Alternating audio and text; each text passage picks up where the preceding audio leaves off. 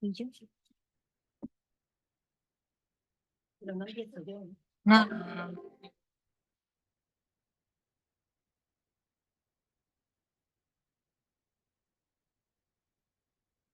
Bueno, seguimos la mañana tan interesante que llevamos.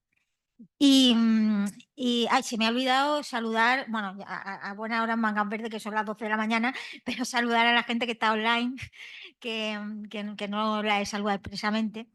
Y bueno, vamos a empezar con esta mesa, que yo creo que para las personas, que yo espero que todas las personas que estéis aquí os apuntéis al turno de atención a las víctimas de delitos de odio. Ya está la pestaña, antes de hacer el congreso ya estaba la pestaña.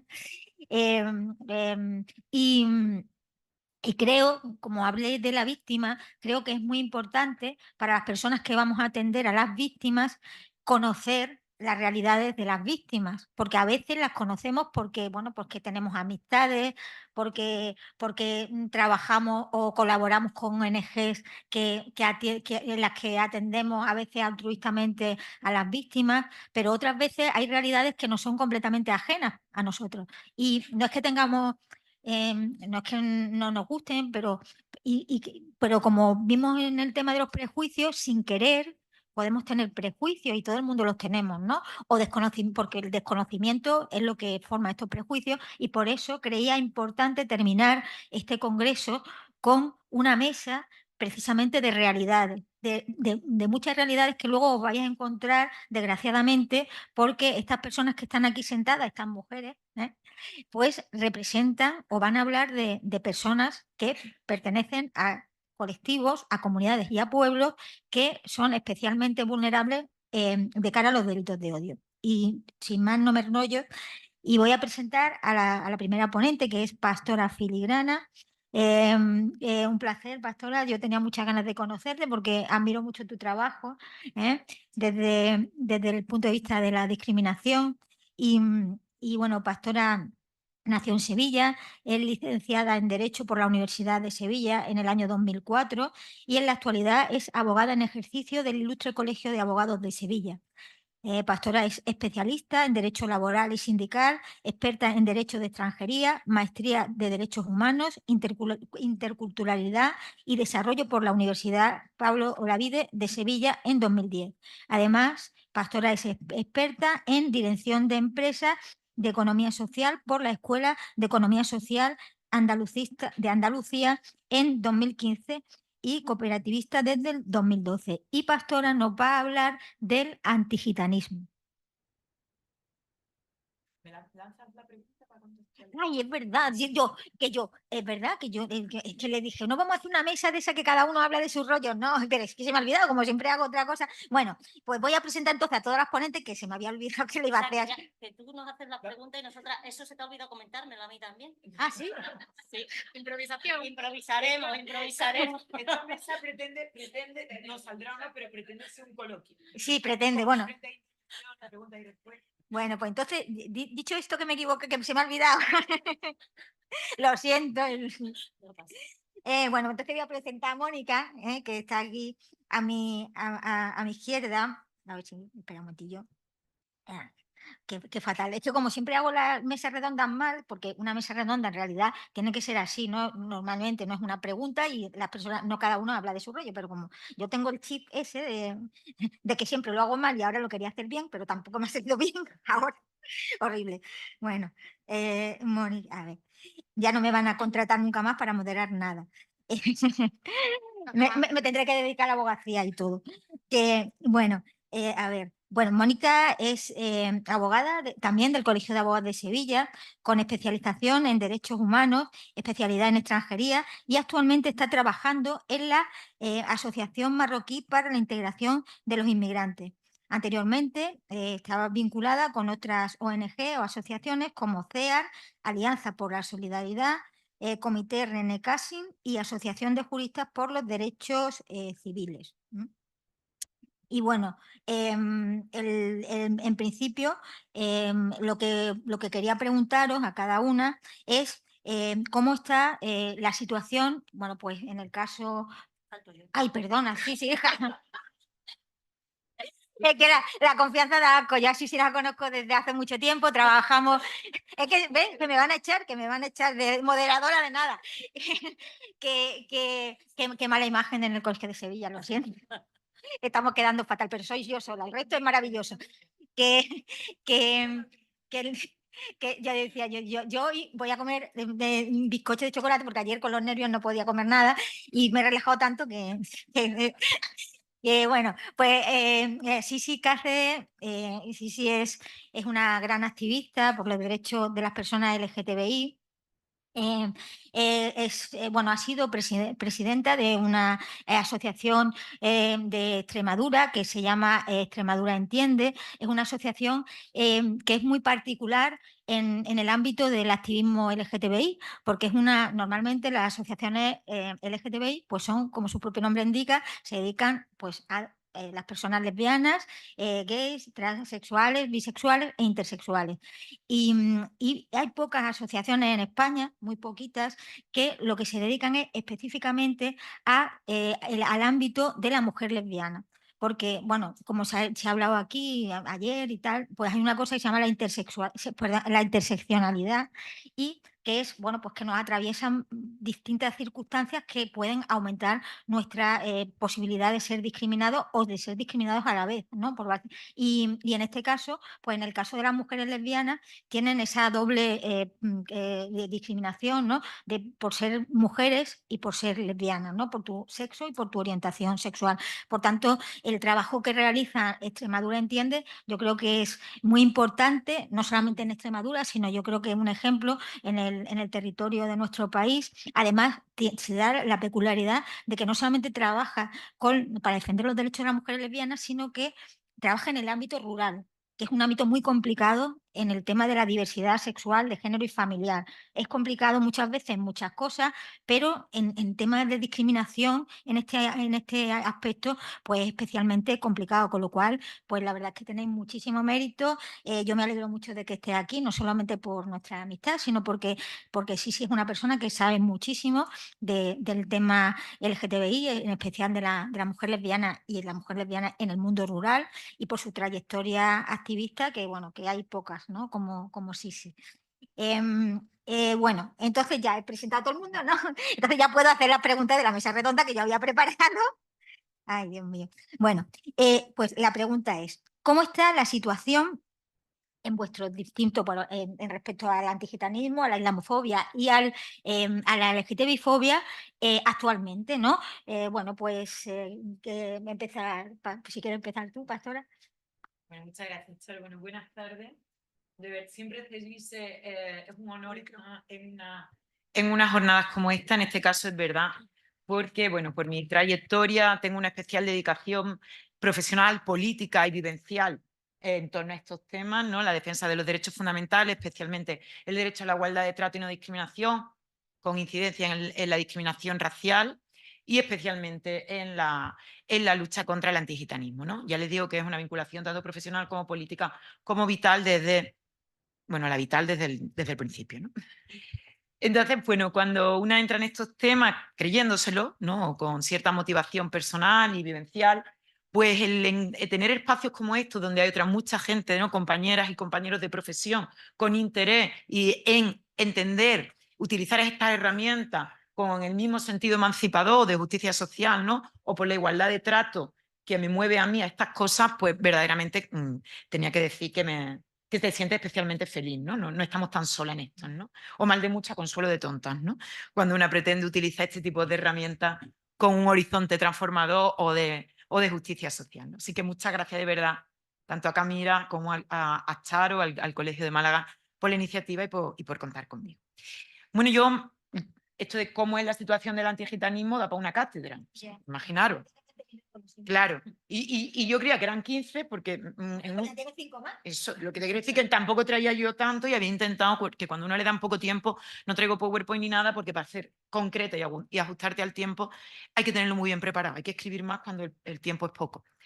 Entonces, yo quería hablar de la situación actual del antigitanismo respecto a los discursos y los delitos de odio, o no solo delitos de odio, sino actos de discriminación, ¿no? De discriminación racial cómo está la situación del antigitanismo, porque lo podríamos abordar desde tantos sitios, ¿no? Desde el ámbito educativo, desde el ámbito de la vivienda, desde el ámbito laboral. Bueno, que al final todo es discriminatorio, ¿no? Podríamos abordar en muchos ámbitos, pero las 4 o 5 ideas que yo quiero dar para esta mesa, con la idea de que sea un coloquio, sobre todo lo que sería interesante es que de cada una de las experiencias que se cuente aquí, si se tira de la misma, del hilito de lo que hay detrás, vamos a encontrar casi las mismas causas y motivos, ¿no? No son situaciones muy diferentes.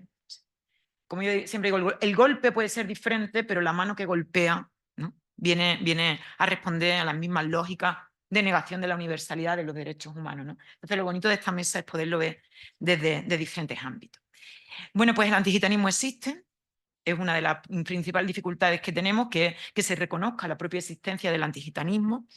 La población gitana forma parte de esos grupos vulnerables expresos que tanto la legislación nacional como internacional reconoce como grupo vulnerable, para los que existe este especial refuerzo de garantía, que son los delitos de odio o toda la legislación antidiscriminatoria. Es decir, diferimos los que estamos en esta sala de quién es el sujeto de los delitos de odio, quién debe ser protegido especialmente por los delitos de odio. Aquí se han expuesto en la mesa algunas, yo difiero, ya lo saben, lo escribo sobre esto, hablo sobre esto, yo soy más taxativa, creo que hay que tener una interpretación restrictiva de lo que dice el Tribunal Europeo de Derechos Humanos, de cuáles son los grupos especialmente vulnerados por el contexto y la historia y por lo que requieren esa especial protección que suponen los delitos de odio. Yo soy de esta posición. La población gitana es una de estas, de las que no hace falta interpretar, ¿no?, ampliamente para saber que la población gitana requiere una especial protección por un pasado histórico, o sea, por una realidad histórica y actual que tiene que ver un contexto social y económico, ¿no? Por lo tanto, el antigitanismo existe. Hasta hace poco eran palabras que utilizábamos en la sociedad civil organizada y no tenía reconocimiento jurídico, y así la ECRI, este organismo europeo contra el racismo y la intolerancia, ya en 2013 conseguimos que hubiera una definición exacta de lo que es el antigitanismo. No voy a leer mucho, pero el antigitanismo se entiende de una forma específica de racismo, que es una discriminación a una población por un marcador étnico-racial, por cuestiones racistas, ¿no? Es una ideología basada en la superioridad racial. Eso significa que hay un ideal de la racialización que se coloca en el culmen de la jerarquía humana, que es la blanquitud, y por debajo quedan el resto de racializaciones, ¿no? Un pensamiento supremacista desde el pensamiento blanco o payo en este caso, ¿no? Es una forma de deshumanización, es decir, tiene consecuencias, y la consecuencia es que las personas identificadas como gitanas sufren una especial dificultad para el acceso igualitario a los bienes, los derechos, los servicios, la riqueza, el trabajo, ¿no?, en el mundo entero, ¿no? Y dice también la ECRI que es un racismo institucional. Institucional significa que no es que a la gente le caigan mal los gitanos bien, sino que existe toda una serie de medidas económicas, políticas, administrativas, culturales, que reproduce esta desigualdad o esta especial dificultad de la población gitana en el acceso a los bienes y los derechos en igualdad de condiciones. Por eso es institucional, no es solamente personal, de te gustan más o menos los gitanos. Y es una discriminación histórica. Esto es muy importante, porque en los discursos hegemónicos la población gitana tiene especial dificultad de acceso en igualdad de condiciones por la propia idiosincrasia gitana. Es que los gitanos son como son, viven así o no están en igualdad de condiciones por su propia idiosincrasia. Lo que viene a decir aquí la ECRI, que es una conquista de la sociedad civil, no es que la ECRI un día se ha levantado y ha dicho os vamos a regalar reconocimiento de derechos. Ya saben que todo el reconocimiento de derechos conlleva lucha social y protesta social. Lo que está diciendo es que hay unas razones históricas, estructurales, contextuales. La población gitana vive en esta circunstancia porque antes, siglos antes, han pasado determinados hechos históricos que han abocado a la población a vivir en situaciones de desventaja social, ¿no? Menos mal que me había dado 5 minutos más, ¿no? Y este racismo se manifiesta en cuestiones muy concretas y muy tangibles, que son las que después nos encontramos en las asociaciones gitanas, en los tribunales, ¿no?, que tiene que ver con la violencia, tiene que ver con la discriminación, con la explotación, con el odio, entre otras cosas, dice la ECRI, ¿no? Si un racismo que se traduce, como todo racismo, en materialidad, en sufrimiento vital para la gente, ¿no?, para quien es víctima de esto. Esto lo dijo la ECRI ya hace unos años, y en el año 2022 se consiguió, digamos, extraponer este término del antigitanismo ya a nuestro ordenamiento jurídico. Y ya sabéis, porque además se ha nombrado en las diferentes mesas, que en el Código Penal ya se reconoce este agravante como delito de odio, que es el antigitanismo desde el año 2022, que se reformó este artículo 22, este 22.4 del Código Penal, y ya una de las cosas específicas, es decir, no requerimos ya que hayan interpretaciones judiciales que identifique a esta población gitana como grupo vulnerable, sino que ya la ley te dice el antigitanismo es un agravante de odio, ¿no? Esto también, bueno, y la reforma que conllevó del 510, esto ya lo hemos visto y no voy a entrar ahí. Tampoco lo regalan. Ha habido toda una movilización, el asociacionismo gitano activo en este país, ¿no? Como la Federación de Asociaciones de Mujeres Gitanas, que también colabora en este acto, Camira y otras muchas. Pues un trabajo de muchos años, ¿no? De exigencia hasta que se consigue esto, ¿no? La ley, como saben, no cambia la realidad material de pronto ni de un día a otro. Es un paso adelante, las cuestiones simbólicas importan, pero la materialidad no cambia. Las víctimas del antigitanismo siguen ocurriendo cada día. Las cifras que tenemos, como todas cifras, que también se habla de los delitos o de la discriminación racial, no todo es delito. De hecho, yo trabajo más temas de discriminación racial en el ámbito laboral o en otros ámbitos civil y menos en el penal. Voy a hacer un paréntesis así de mi vida.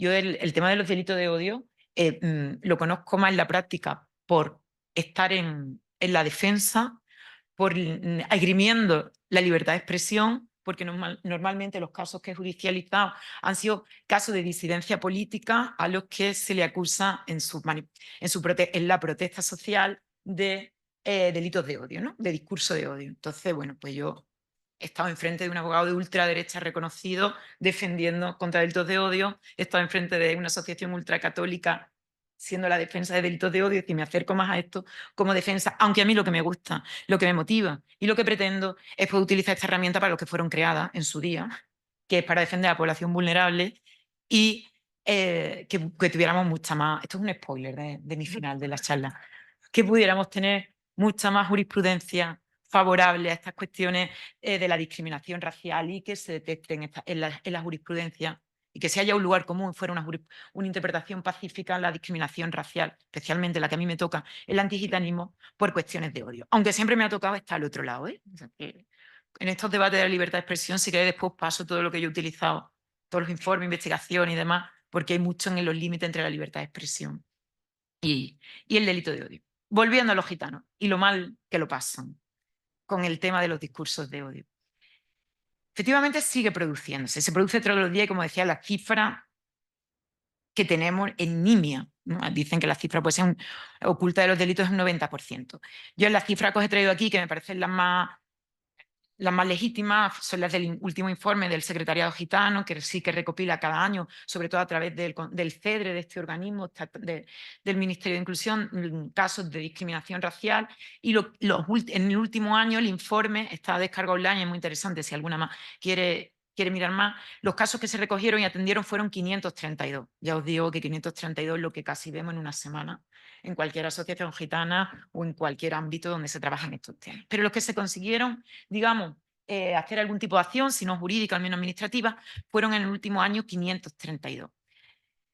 En todos los ámbitos de la vida. O sea, no es solo el delito de odio de me han pegado por ser gitano, sino que se da en el ámbito educativo, en el empleo, en la vivienda, en el acceso a los bienes y los servicios. Hay muchísimos delitos, lo que en estas mesas hemos llamado delitos discriminatorios, ¿no? O sea, nos llevan muchísimo de me han perseguido en un centro comercial, me han registrado por ser gitana, por ser visiblemente gitana. Estos son muchos casos.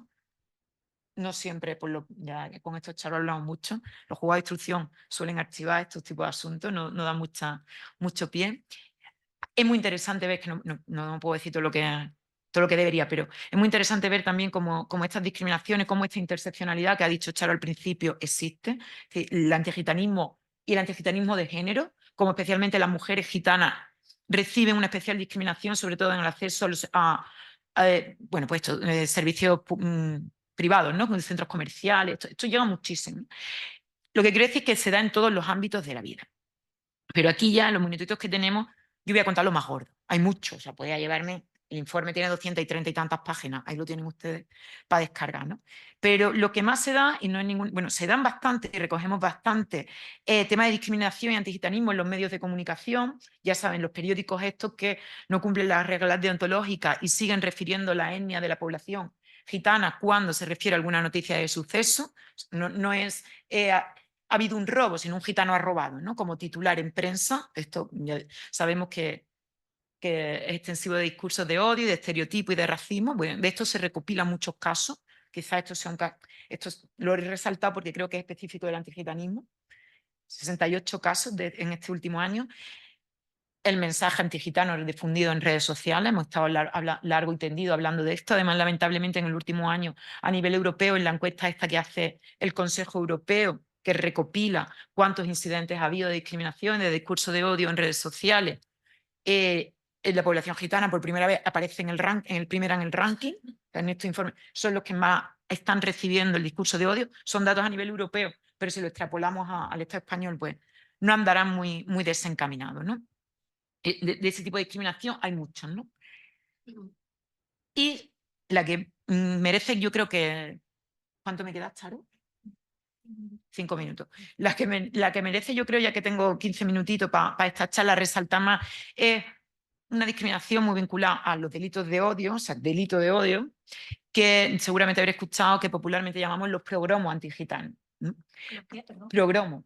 Progromo no es la palabra jurídica adecuada, pero bueno, se viene usando porque es como esa reminiscencia de los progromos que se hacían contra la población judía, ¿no? Antes de la Segunda Guerra Mundial, que era el castigo colectivo, la persecución sistemática a la población gitana. O sea, ir y quemarle las viviendas y quemarle los guetos y demás. Entonces eso se llamaba progromo y bueno, pues para denunciar este tipo de casos antigitanos, pues utilizamos esta expresión de los progromos antigitanos. Creo que merece resaltarse porque sí que creo que es una manifestación muy vinculada a la cuestión del antigitanismo. No suceden tantos estos episodios con otro tipo de población, aunque es verdad, por ejemplo, aquí en Andalucía han elegido, sí ha habido, sí en el año 2001, si hubo ya sabéis, bueno, ahora contextualizo un poco, os imagináis lo que es, ¿no? La vecindad, la sociedad civil, afortunadamente ya no son los progromos del año 42 y 43, es decir, ya no es una orden gubernamental la que hace estos levantamientos, sino la propia sociedad civil, de manera espontánea, más o menos organizada, que popularmente decimos toma la justicia por su mano, es decir, una venganza colectiva, como diríamos, autogestionada o autotutelada, una justicia autotutelada por parte de la población civil de manera espontánea contra la población gitana, ¿no? Como decía, los casos que más se recopilan es contra la población gitana, por eso creo que cabía contarlo aquí, aunque es verdad, por ejemplo, que en el Ejido la población magrebí, una compañera que habla de islamofobia, sí en el 2001 hubo esto y siempre hay una situación de tensión, bueno, lo sabéis bien, donde hay que estar siempre al límite de que volver a suceder estos sucesos, pero la población gitana son bastante frecuentes, lamentablemente. Tenemos muchos recopilados en periodo democrático, bastante. El más reciente es el del Peal del Becerro, que Carmen también comentó, porque Camira esta persona como acusación popular y, bueno, Carmen Santiago, además, la profesional que está ejerciendo esa acusación, y es del año 2022. Y además aquí en Andalucía. Siempre sucede igual, el modus operandi siempre es el mismo. Suele haber algún problema de convivencia con una persona gitana en el pueblo determinada, en este caso fue grave porque hubo un homicidio o un presunto homicidio, porque todavía se está juzgando, donde el presunto autor es una persona gitana y la reacción popular, no sé si se llama la reacción popular, la reacción automática de una parte de la vecindad, no todo el pueblo, pero una parte importante de la vecindad, fue pues esta autotutela del derecho y tomarse la justicia por su mano y ir a hostigar con algún resultado como la quema de vivienda, de algún vehículo, y asaltar la vivienda donde vivía la población gitana de este pueblo, ¿no? 7 familias menores, más gente mayor y todo, tienen que huir del pueblo. Al día de hoy no se han tienen que huir del pueblo tal cual, con lo puesto. Verano de 2022, que yo sé que suena muy medieval, Andalucía, no estamos hablando de Hungría ni de Rumanía, estamos hablando de Andalucía. Estas 7 familias tienen que abandonar el pueblo de manera urgente y pues dejan allí todos sus enseres, no han podido volver por una cuestión de seguridad, donde no se ha podido garantizar, cuerpos de seguridad del Estado no pueden garantizar la seguridad de esas familias, volviendo al pueblo, y se llevó a cabo pues estos actos, ¿no? Como digo, está judicializado actualmente. Recientemente ha habido un archivo en instrucción de la investigación está recurrido y tenemos la absoluta certeza y esperanza que van a estimar el recurso y va a conseguir que continúe esta investigación, ¿no? Yo en estos 3 minutos, reflexiones filosófico-político-jurídicas, si me lo permiten, aunque aquí se han hablado de derechos, ¿no? Estos episodios lo tenemos que ver como algo con causas más profundas que un problema de, digamos, de orden público. O sea, no es que hay gente que se ha enfadado y ha habido una pelea en el pueblo, ¿no? Sino que verdaderamente hay un motivo de discriminación racial que tiene que ver con toda esta concepción de lo que es lo gitano, que después, si puedo, en mi siguiente intervención hablaré un poco más, ¿no? De todo este racismo estructural que está en la médula espinal de toda la sociedad, ¿no? Todos estamos atravesados de los discursos antigitanos desde pequeños, esto de peínate que parece una gitana, ¿no? Los gitanos representados como esa cosa que no se debe ser, como ese ejemplo de lo no correcto, ¿no? De lo no humano del todo, de lo primitivo, de lo subdesarrollado. Esto subyace. Cuando pasan estos episodios hay que leerlo desde el odio, ¿no? De este odio histórico hacia la población gitana. Estos programas, como digo, lo digo porque después tenemos que conseguir sentencia en este tipo de casos. Y no solo una sentencia donde se castiguen los daños o las lesiones, o las coacciones o las amenazas, sino donde se aprecie este agravante, que es el odio, ¿no? Que subyace detrás de estas cuestiones. Y este odio es muy estructural. Mire ustedes, yo me considero una persona bastante contraria a la ultraderecha, por no decir profundamente antifascista, abiertamente, ¿no?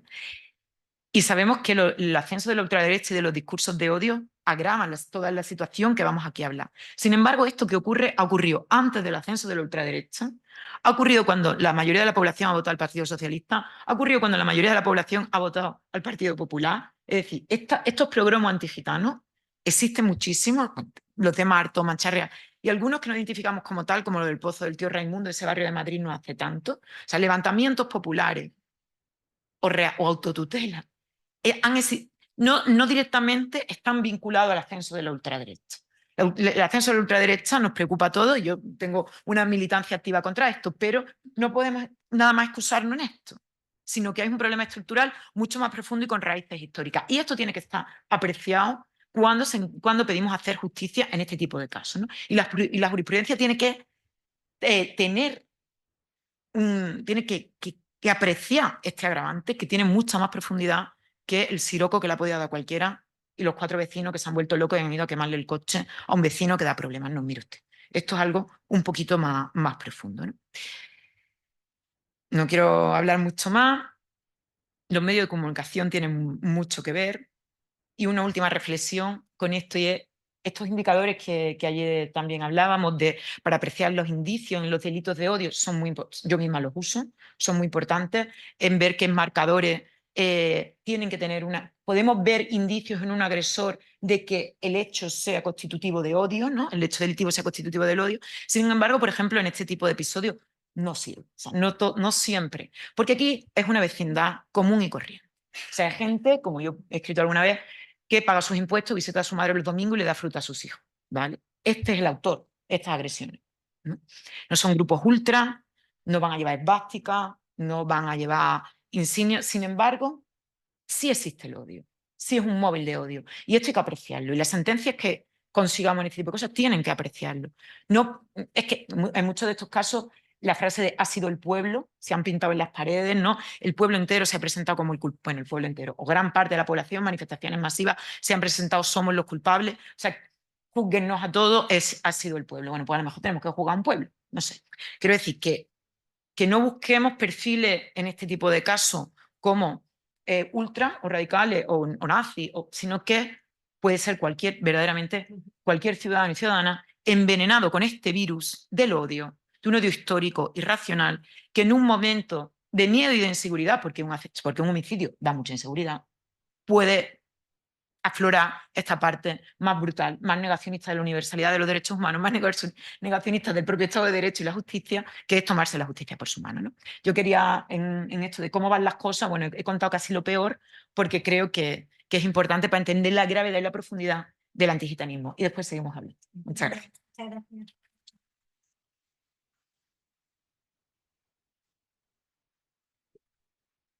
Bueno, sí, cuéntanos cómo va, cuál es la situación de la LGTB-fobia en España, es decir, contra el odio contra las personas LGTBI. Bueno, yo sí, ya que lo he hecho, pues lo voy a poner, ¿no? Bueno, me ha presentado Charo, buenos días a todas. Yo hablo en femenino siempre, para que nadie se sienta ofendido y que se sienta incluido como hacemos las mujeres cuando se habla en masculino. Simplemente es una cuestión de justicia social también. Entonces, buenos días a todas.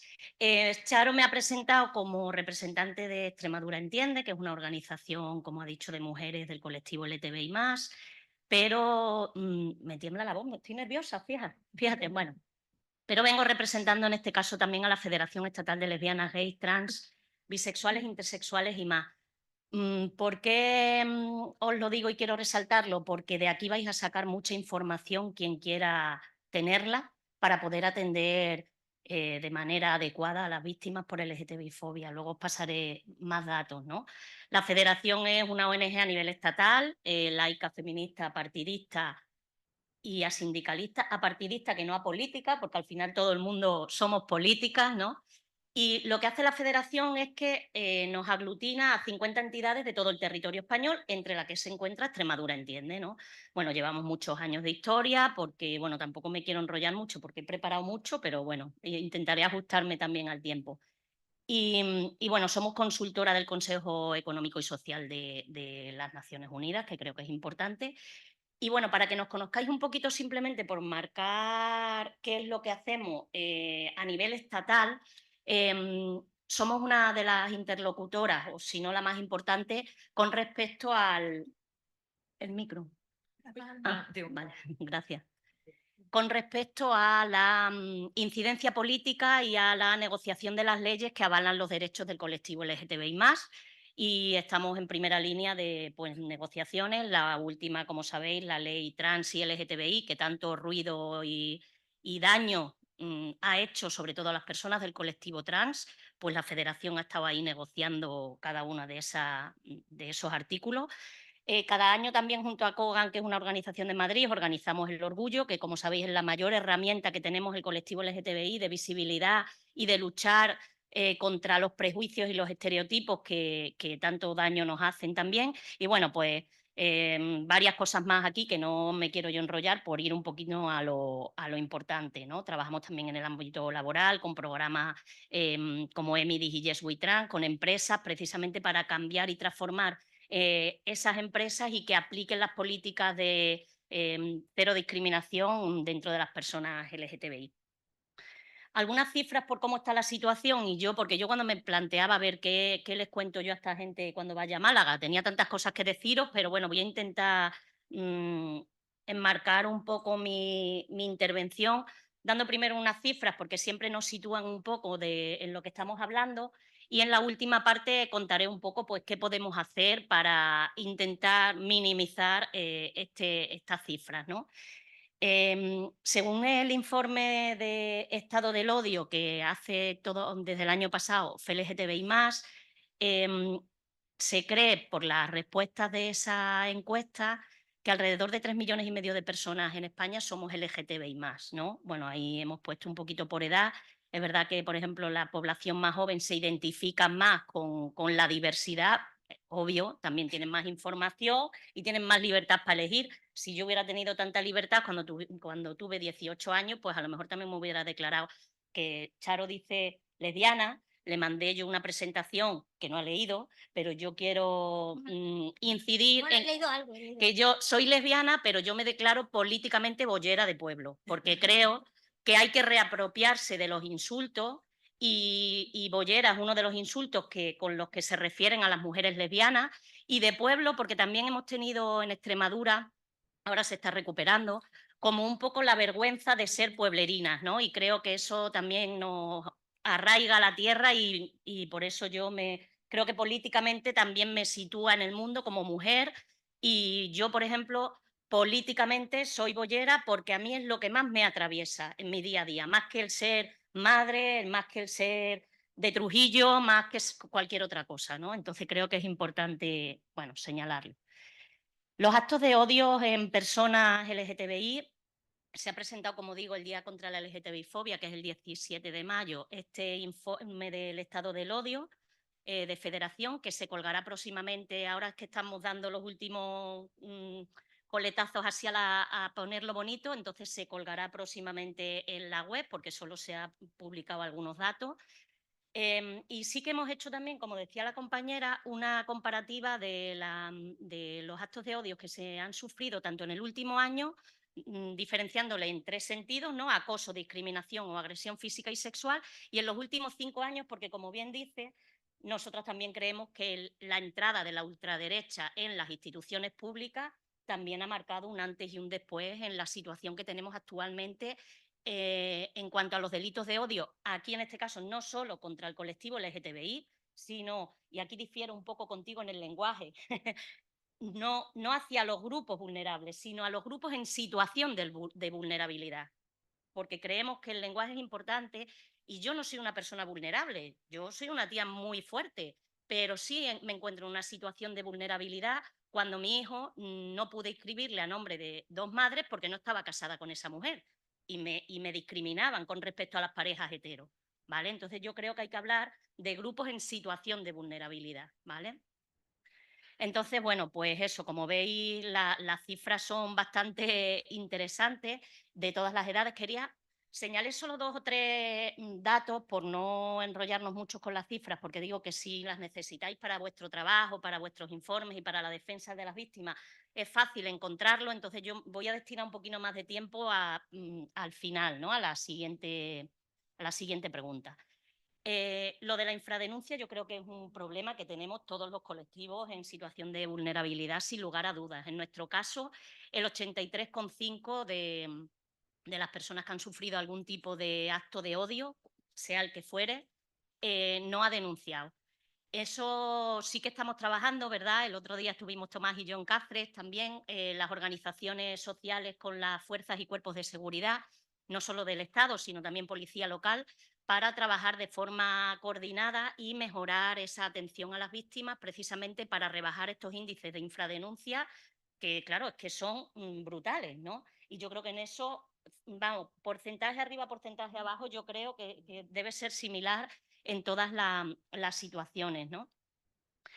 Esta parece igual, pero no lo es, porque al menos de las personas que no denunciaron, de ese 83 y pico, casi 27 acudieron a una organización LGTBI. Y eso es importante, por lo menos que las víctimas al menos se acerquen, en caso de haber sufrido algún tipo de agresión, a alguna organización de su territorio que le permita también sobreponerse a esa agresión. Evitemos la revictimización a la hora de interponer la denuncia en el caso que quiera y sobre todo también acompañar en un proceso integral de recuperación y también animar a esa denuncia pues para poder acompañarla y, bueno, y que tome una decisión, por supuesto, pausada, calmada e individual, pero es importante que si os encontráis con algún caso de LGTBI-fobia, nosotras hablamos del colectivo nuestro, pero en nuestras intervenciones en los coles también lo hacemos extensible pues, al pueblo gitano, a las mujeres migrantes, a las personas racializadas, porque al final estamos todas en la misma situación, ¿no? Es importante que conozcáis los recursos que existen en vuestra zona, porque además del servicio que podáis darle, también es importante que se pongan en contacto con las asociaciones porque somos las especialistas y podemos acompañar en esa recuperación integral, ¿no? Y creo que eso es importante, establecer esos canales de comunicación y de colaboración conjunta para una mejor atención a las víctimas. Yo creo que esto, no sé si lo conocéis, pero es que también me ha puesto el cuello a que los datos son similares a cualquiera de las compañeras que pudieran hacer. Cuando tienes una agresión, sea de la que sea, tú no pones la denuncia porque piensas que no va a servir para nada, ¿no? Esa es la mayor respuesta de todas las preguntas de todas las respuestas que se han recogido, pero bueno, como veis ahí hay un montón de argumentos y en el colectivo LGTBI hay una cosa también que ahí sí nos diferencia un poco de otros colectivos y es que si a ti te pegan por bollera en tu pueblo, a lo mejor tú si tienes 18 años, no tienes la suficiente valentía de ir y contar lo que te ha pasado, los insultos que te han proferido, teniendo en cuenta esos indicadores de polarización de los que se hablan las denuncias, porque a lo mejor tú estás descubriendo tu orientación sexual. Entonces, esa es una parte muy importante y muchas veces en el colectivo no se acercan a poner denuncias porque entonces tienen que decir abiertamente si son lesbianas, si son gays, si a lo mejor están en un proceso de transición en los jóvenes trans.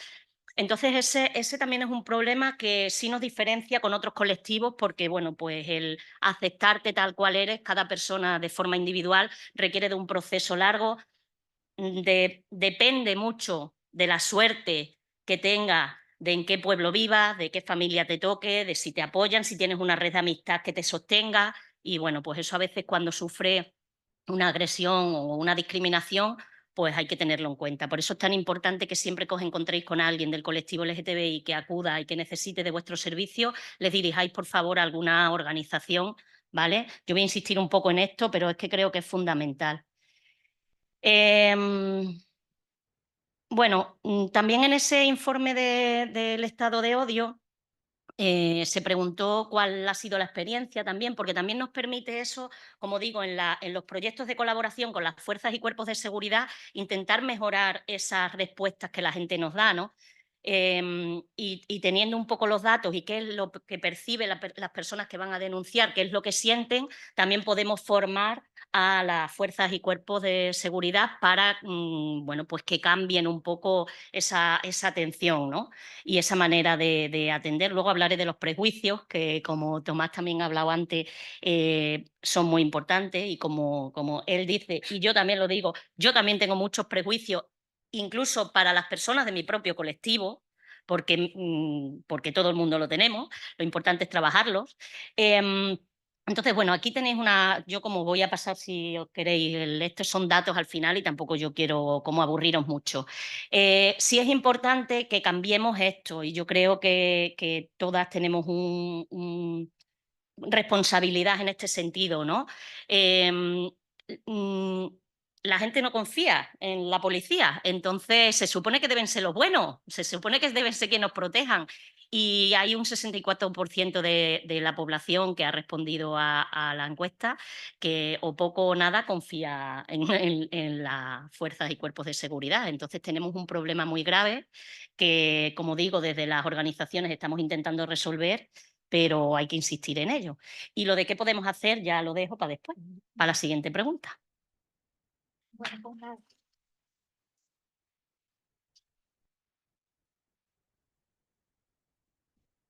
Sí, aquí hay otro Bueno, pues ahora le doy la palabra a Mónica mientras ponemos el pen suyo. Sí. Si te quieres sentar. ¿Te quieres sentar tú aquí y lo vas pasando? Mira, vamos a jugar la suya. No sé si vamos a necesitar a José, me parece que se llama o no, no sé. Está por ahí. No sé. ¿No lo ha copiado aquí? ¿No lo ha copiado en el ordenador? No, lo tengo en el A ver, que se abre. mira a ver tú, Quédate porque tú aquí.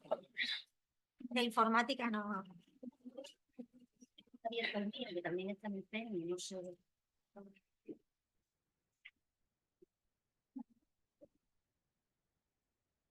Menos mal que tenemos aquí una catedrática de informática. Qué privilegio. Sí, aquí.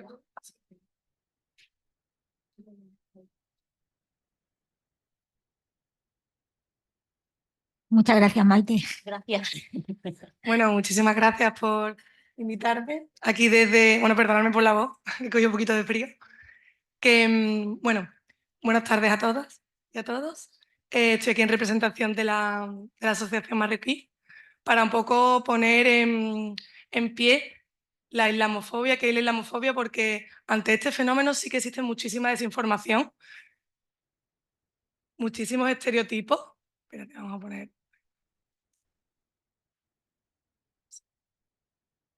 Vale.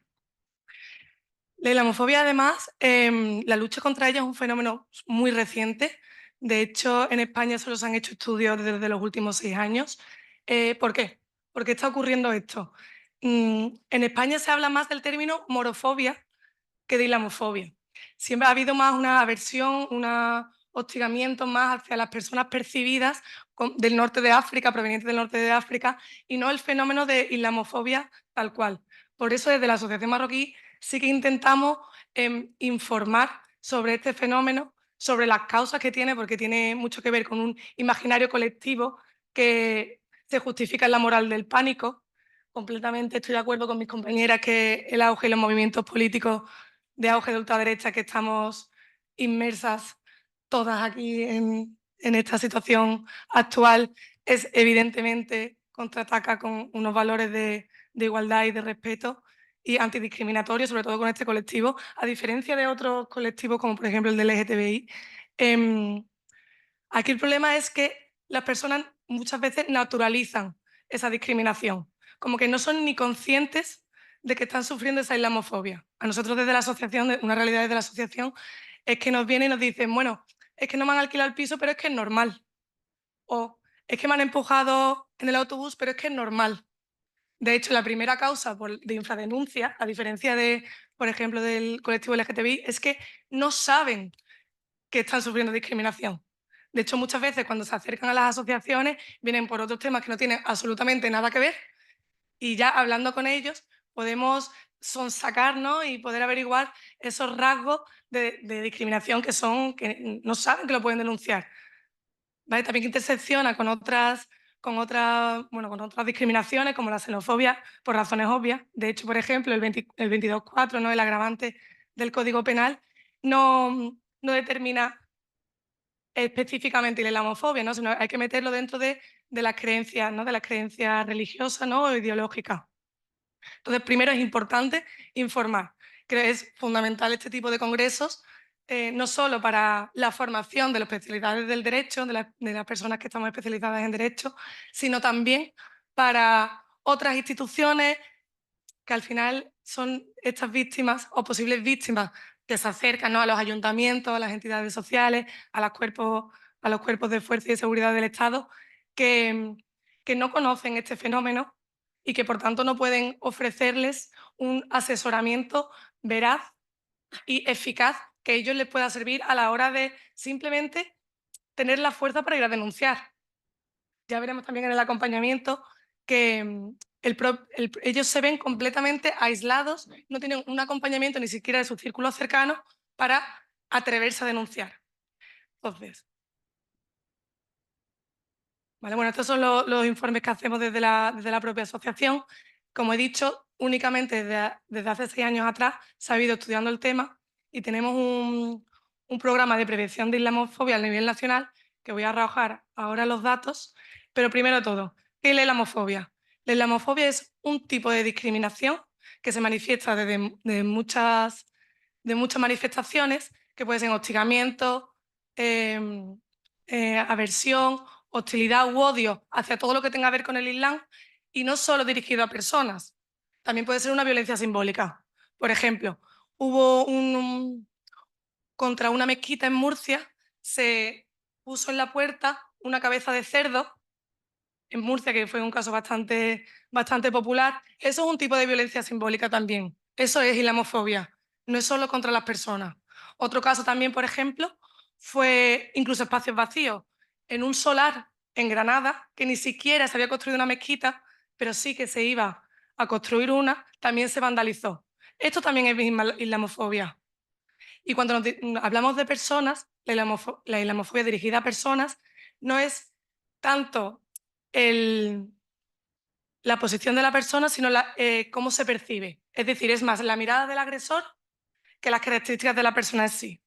De hecho, intersecciona mucho, por ejemplo, con el género, porque las mujeres que llevan el hijab, el velo, son más percibidas con más facilidad por musulmanas y reciben más islamofobia y más agresiones de este tipo. De hecho, es el segundo motivo más recurrente de islamofobia.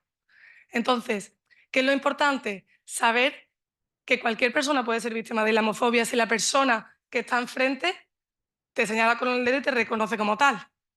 Que puede ser o porque a lo mejor te perciben como arabófono, o por tu color de piel, o evidentemente con símbolos de vestimenta y tal, ¿no? Entonces hay que tener claro el concepto porque realmente casi cualquier persona podría ser víctima de islamofobia.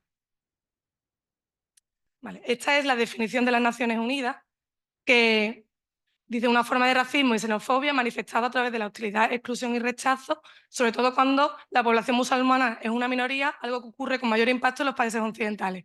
¿Y por qué ocurre esto? Evidentemente porque es una minoría y hay unos tintes supremacistas, gran parte venidos y que se nutren de discursos de odio y discursos de tinte discriminatorio. En Estados Unidos únicamente se ha puesto sobre la mesa un plan de lucha contra la islamofobia a partir de octubre del año 2023. ¿Por qué? ¿Cuáles fueron las razones? Evidentemente, un montón de casos aislados de agresiones a personas que fueron percibidas como musulmanas, pero un caso muy, bueno, fue el detonante de por qué se inició este plan de prevención contra la islamofobia, es que un vecino de la ciudad de Chicago, por haber, se estuvo mucho tiempo nutriéndose de las noticias de Israel y Palestina y empezó a germinar un odio completamente superlativo hacia la población musulmana, que incluso llegó a matar a su propio vecino, que era un niño de 6 años, simplemente por el medio, por esta moral del pánico que se está expandiendo y a raíz de ese caso, que no era un hecho aislado, sino que eran mucho más por todo lo ancho del país, se acabó implantando este plan de prevención de la islamofobia. ¿Cuáles son los indicadores? Pues, bueno, como hemos hablado de tintes supremacistas, también se considera que el Islam es un ente monolítico invariable, cosa que no es verdad. No podemos pensar que el catolicismo ha estado invariable desde sus inicios, no es algo que es completamente fuera de la razón, ¿no? Se considera que la persona musulmana es una persona alienada, que está fuera de la vida cotidiana, están invisibilizados, nunca vemos a personas percibidas como musulmanas, por ejemplo, eso pasa también con los colectivos de gitanos o colectivos LGTBI. Nunca vas a ver en un debate público a una persona percibida como musulmana hablando, por ejemplo, de la subida del precio de los alimentos. Siempre son personas que hablan porque están racializadas o por algún tema que tenga que ver con el Islam, ¿no? Y bueno, a la persona atacante siempre ve a esa persona por debajo y entonces pues es una manera de discriminar, que su discriminación esté justificada. Este informe es de los delitos de odio del Ministerio de Interior. Como vemos, el racismo es la primera causa de discriminación, de denuncia planteada ante las instituciones, que es el 43,5%, que intersecciona evidentemente con la islamofobia. Únicamente las creencias religiosas, que es donde podríamos meter la islamofobia, es de un 2,51%, pero como mi compañera que también ha reflejado datos, la infradenuncia es de un 85%, es decir, únicamente el 15% de las personas que han sufrido discriminación islamófoba han al final acabado denunciando. Estos datos son de nuestros estudios, que hicimos alrededor de 650 encuestas a personas percibidas como musulmanas, en las cuales la primera causa de agresión islamófoba son por comentarios, insultos y gestos ofensivos. La segunda, como ya he comentado, son las que interseccionan con los motivos de género, que son intolerancia por el uso del hijab, y evidentemente el auge ahora de las redes sociales se encuentra en tercer lugar. ¿Dónde? ¿Dónde podemos ver más casos de islamofobia? Pues en primer lugar en la calle o en lugar público, la segunda en los lugares de trabajo, que son círculos más cercanos, y en tercer lugar en los centros educativos. En los centros educativos nosotros también estamos viendo cómo los alumnos están relegados a las últimas filas, como por parte de otros compañeros, ¿no? Cómo su palabra no es tenida en cuenta. Nosotros cuando vamos a formaciones, después terminamos estas formaciones en los colegios, los niños vienen hacia nosotros y nos cuentan las realidades que están viviendo, ¿no? Incluso por parte de profesores. Por eso también está fundamental esta formación, no solo en el ámbito del derecho, sino en otras instancias, ¿no? Por porcentajes, mucho más los hombres reciben islamofobia de personas desconocidas, también porque son culturalmente están más en lugares públicos y las mujeres reciben más islamofobia por parte de su vecindario, por zona de su zona de confort. La infradenuncia, el 85% no decide denunciar y el 15% sí. Nosotros preguntamos cuál era la principal, si hubiesen tenido acompañamiento, si esas personas hubiesen denunciado y el 80% de los casos nos dijeron que sí que hubieran denunciado si hubiesen tenido un apoyo tanto de un técnico como de una persona cercana. Y ahora las causas. ¿Por qué no se denuncia? Pues en primer lugar eso, la información. No sabía que podían denunciarlo. La información es poder y cuando tú a una persona la empoderas y sabes sus derechos y sus recursos, es que es una brecha. Si no existe esa información, ni siquiera se va a plantear el poder denunciarlo. Entonces, por eso hay que trabajar tanto desde las entidades, hacer estas formaciones, hacer congresos, hacer conferencias, para que se sepa. De hecho, desde el ámbito individual también podemos, ¿no?, ofrecer ese asesoramiento. El segundo es no confío en las instituciones. Ellos ya de por sí, antes de ni siquiera de ir a una institución, ya sienten que el sistema les ha fallado, tanto por parte de los ayuntamientos como por parte de la policía. De hecho, nos llamó mucho la atención que también preguntamos sobre el miedo a las represalias de las personas que les han agredido, porque como hemos hablado, muchas personas le agreden, son sus propios vecinos, ¿no?, que salen a la calle, van al trabajo y le instigan, le hacen agresiones verbales, tienen miedo de que sus hijos vayan solos al colegio. Y de hecho, no denuncian más porque no confían en las instituciones que por miedo a esa represalia, ¿no? Entonces, me parece un dato muy, muy esclarecedor y cómo tenemos que trabajar desde las entidades para que esto no ocurra, ¿no?, que tengan confianza en nosotros. Y bueno, desde la asociación sí que creemos que se puede prevenir esta islamofobia, en primer lugar, conociendo el fenómeno, sabiendo cómo funciona, desde ahí combatirlo.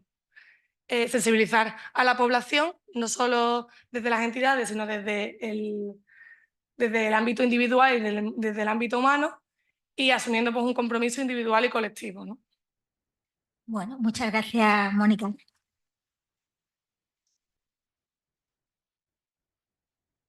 Bueno, y ahora la siguiente pregunta era, bueno, la que, bueno, pues ya nos hemos situado, ¿no?, en diferentes en campos, ¿no? Yo creo que aquí están representadas, bueno, pues las posibles personas que pueden ser víctimas de discriminación, ¿no? Una gran parte de las personas que, según el Ministerio del Interior, sufren delitos de odio. Ya tenemos un conocimiento y ahora, bueno, ¿ahora qué hacemos, no? ¿Cómo atendemos a las víctimas? ¿Qué podemos hacer nosotros cuando formemos parte, espero que todo el mundo, del servicio este de delitos de odio, del turno este? ¿Cómo atendemos a las víctimas para que nuestra atención, para que nuestro apoyo, nuestra ayuda, que como ha dicho Mónica y creo que comparte Sisi y comparte Pastora, es fundamental el apoyo? ¿Qué podemos hacer? ¿Cómo podemos atender a la víctima para que, bueno, para que se sienta apoyada, para que sienta segura y para que sienta que no está sola y que le podemos ayudar y que esto puede tener solución, ¿no? Pues le doy la palabra a Pastora primero. Bueno, ¿y ahora qué hacemos, no? Siguiente pregunta, ¿y ahora qué se hace con toda la gravedad de las cuestiones que hemos expuesto aquí, ¿no?, en esta primera ronda? Creo que hay un micro. Sí. Ay, perdona. Yo no quiero repetirme porque la realidad es que muchas de las cosas que traía la habéis apuntado vosotras, sobre todo el tema de la infradenuncia. Yo voy a intentar ponerme en que tengo gente que quiere formar parte de este turno y qué se puede hacer, qué pistas hay, qué cosas pueden funcionar más, mejor o peor, ¿no? Voy a dar algunas cuestiones así. Porque la respuesta rápida sería, bueno, pues aplicar el Estatuto de la Víctima fielmente, ¿no?, que tú ya lo hablaste ayer largo y tendido, podría ser una buena respuesta. Bueno, pues lo que dice el Estatuto de la Víctima vamos a intentar ser lo más rigurosa posible en nuestra práctica, ¿no? Sin embargo, no va a ser suficiente, se va a necesitar un poquito más. En el caso de la población gitana, los datos de infradenuncias son muy parecidos, si acaso. Yo el informe que tengo es de 2020 del CEDRE, no sé qué datos habéis utilizado, pero incluso la población gitana un poquito más, está en un 11,5 frente al 18,2, que son datos totales. Es decir, la población gitana no denuncia actos de discriminación y delito de odio, denuncia muy, muy, muy poco, ¿no? Vemos que hay una tendencia de que afortunadamente sí algo más en los últimos años, posiblemente por por todo el discurso frente a los delitos de odio, las campañas de sensibilización y lo que se está haciendo desde la sociedad civil. Sin embargo, siguen siendo datos muy, muy pobres. Y bueno, y quienes estamos en esto sabemos que es que no se quiere denunciar. Aparte de todos los motivos que han dicho las compañeras que motivan la infradenuncia, yo me tengo que parar en algo específico de población gitana que influye mucho en la infradenuncia, que es esa especial desconfianza que una parte importante de la población gitana tiene todavía hacia las instituciones payas. Y no es culpa de la población gitana. Lo que quiero decir, hagámonos responsables de esta situación colectivamente, porque detrás de esta desconfianza de la población gitana a las instituciones payas, que pueden ser tanto las instituciones educativas como la institución de la justicia o la policía, existe todo un pasado histórico que justifica esto, ¿no? A la población, por eso es muy importante todo este trabajo, que yo sé que es muy aburrido y que tiene que recibir estas informaciones cuando tu vida está llena de tareas, es muy duro, pero estas formaciones sobre historia, cultura y sensibilización sobre la realidad de la población gitana después ayuda mucho a la práctica judicial de todos los profesionales del derecho, porque la población gitana, ustedes desconocen por completo su historia y no son responsables de ello porque en ningún libro de texto, ni en primaria, ni en secundaria, ni en ninguna parte está contado. No se sientan culpables, es que nadie se lo ha contado. Sin embargo, la población gitana tiene una historia de 500 años de persecución a sangre y fuego, existen más de 250 normas antigitanas dictadas de 1499 a 1978, que quien tenga interés de hacer alguna tesis doctoral en esto, le puedo dar alguna referencia de las compilaciones, no se la lean, es muy duro, pero sepan que existe. Detrás de toda esta legislación que acaba específicamente en 1978 con esa derogación de los últimos reglamentos de la Guardia Civil, que todavía pedía esa especial vigilancia a la población gitana y que todavía existía ese derecho penal del enemigo escrito, ¿no? Una especial vigilancia, un trato diferente. Después de eso, hay muchas legislaciones de la ley de vago y maleante, pero atrás, ¿eh? Después de eso ya no existe más esta legislación porque existe este artículo 14 de la Constitución, como todas sabemos, pero en la práctica el antigitanismo sigue existiendo. Es decir, siguen, como exponía al principio, teniendo una especial dificultad en el acceso a la renta, a la educación, a la sanidad.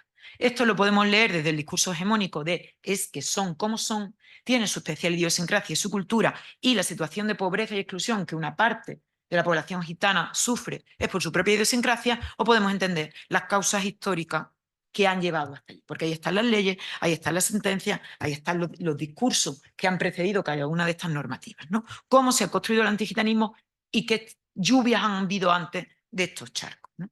Así, todo este trabajo de formación, sensibilización a los profesionales de derecho, yo creo que ayuda a abordar esta realidad con un enfoque un poquito más amplio y no culpar de la desconfianza o de la más o menos colaboración que pueda tener una persona gitana en la justicia a la hora de denunciar estos hechos, o como testigo o como acompañamiento. Creo que se aborda diferente, la capacidad de empatía es diferente y la capacidad de abordar el asunto es diferente cuando se conoce mínimamente cuáles fueron las lluvias que han traído estos charcos, ¿no? Y se sale un poco del pensamiento hegemónico de es que son como son. Entonces, esto es importante, yo creo, para abordar la infradenuncia en la población gitana. Después, algo que funciona también es el acompañamiento y la mediación en todas las instituciones. O sea, las asociaciones gitanas, el movimiento asociativo gitano, lo que tiene es un gran esfuerzo de mediación, pues en las escuelas, en los centros de salud, y creo que cuando los experimentos que hay en justicia, o sobre todo en fuerzas y cuerpos de seguridad del Estado, bueno, aquí está Tomás, que es casi de los más expertos de esto en el Estado, cuando hay experiencias de mediación de mediadores gitanos y mediadoras gitanas con población gitana en el acceso a la justicia, hay resultados de más éxito, ¿no? Porque son medidas positivas que de alguna manera ese desequilibrio de desconfianza la habrán recortando, ¿no? Que al fin y al cabo lo que queremos el movimiento asociativo gitano es que se recorte esa desconfianza, que los niños vayan al cole, en cole no segregado y con calidad educativa, que la población gitana acceda a los centros de salud y que la población gitana acceda a los recursos de justicia, ¿no? Entonces, para mí esas dos claves a tu respuesta. Estoy corriendo porque no quiero comer mucho tiempo porque es un viernes y estamos aquí a la playa. Esto es importante. Algo también que dificulta mucho es, bueno, como en todo proceso judicial, que todas sabemos lo largo que son, lo desesperanzadores que son y la dificultad que hay para obtener sentencias positivas, ¿no? Y en este caso, cuando además son cuestiones de discriminación étnico-racial, como sabemos que tan poca jurisprudencia y tan pocos antecedentes, todavía es más desolador. Cuando llevas un proceso judicial 4 años y al final, bueno, a lo mejor consigues que te reconozcan las lesiones, pero no el agravante de odio, esto desmotiva mucho a la población gitana para poder hacer esto, estas gincanas judiciales, ¿no? Que son los pleitos.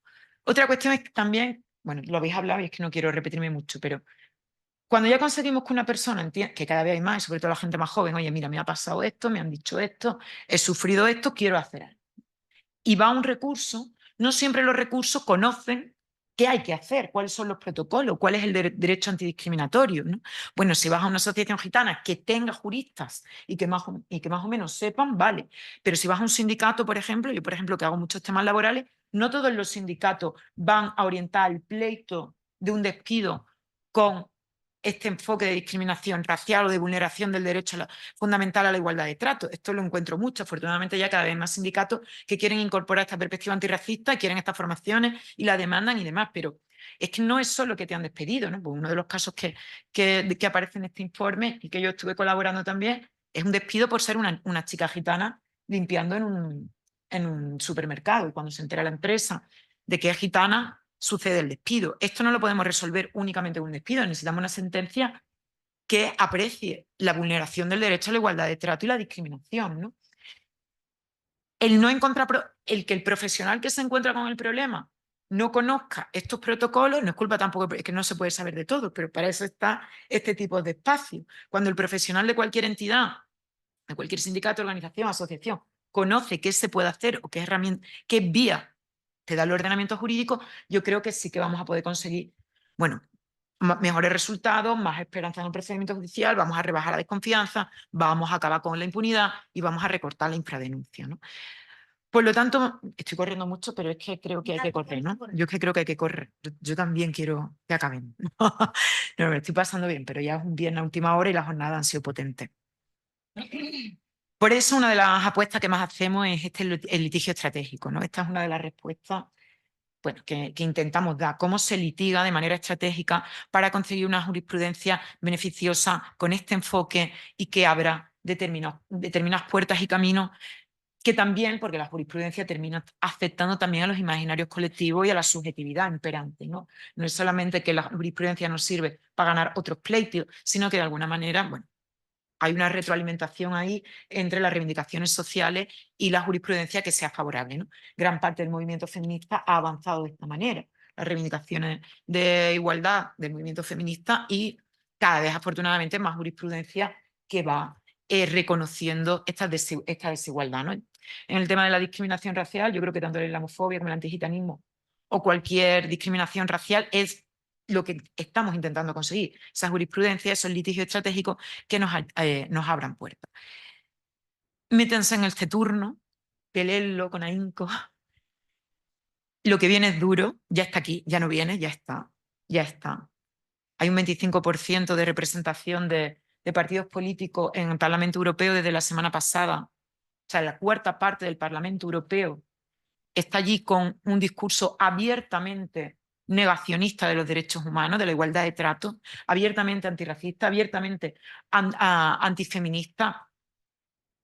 Y eso sin duda va a tiene una repercusión en cada... Va a haber una legitimidad o va a haber un desamparo institucional si siguen haciendo esto. No se puede solucionar únicamente desde los tribunales. Yo siempre utilizo la frase de esto es un problema muy poliédrico, muy profundo, con profundas raíces históricas, que hay que afrontarlo desde las instituciones, desde la movilización ciudadana, desde los medios de comunicación, tiene una parte responsable, pero también desde los tribunales, ¿no? Y para afrontarlo de los tribunales necesitamos tener este enfoque de derechos humanos en nuestra práctica, este enfoque de una férrea defensa de la igualdad de trato, sin peros, sin matizaciones, ¿no? Y tener una mirada estratégica en cómo se plantean estos litigios para conseguir un avance importante en materia de igualdad, que yo creo que esto ya es una realidad. O sea, sentar esta mesa, hacer este acto, la ilusión con la que se apuntan ustedes a este turno ya es un avance, una realidad, y creo que es la respuesta de cómo poder solucionar toda esta primera parte de la mesa y seguir avanzando en derecho en pos de ese horizonte de justicia social que nos mueve a muchos y a muchas de las que estamos aquí. Muchas gracias.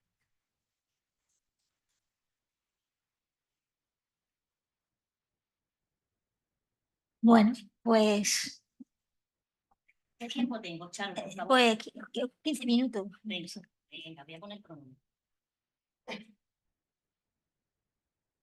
Un segundino y continuamos.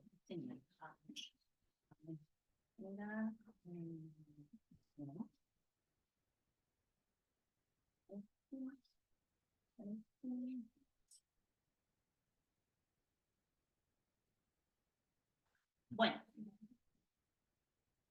nos habíamos quedado aquí, ¿no? Vale. Vale, venga, hasta luego. ¿Os vais a perder lo mejor? Lo veremos en el streaming. Bueno, ¿qué podemos hacer? Lo primero que me gustaría comentaros es aprender. Todas las personas tenemos mucho que aprender y vosotras como profesionales tenéis que aprender. Tenéis que aprender, pero no nos toleréis. No nos toleréis. Lo que se tolera es la lactosa. A las personas no se las tolera. ¿Por qué? Porque según el diccionario de la RAE, lo tengo aquí apuntado para decirlo literalmente, tolerar es permitir algo que no se tiene por lícito sin aprobarlo expresamente. Creo que hay que dejar de vincular la palabra, el concepto tolerancia con los colectivos en situación de vulnerabilidad. ¿Vale? Entonces, no vayáis a vuestro trabajo a atender a las víctimas a tolerarnos, ¿vale? Porque ninguna de las personas víctimas necesitamos vuestra tolerancia, necesitamos vuestro respeto y vuestra defensa, ¿vale? Entonces creo que eso es importante.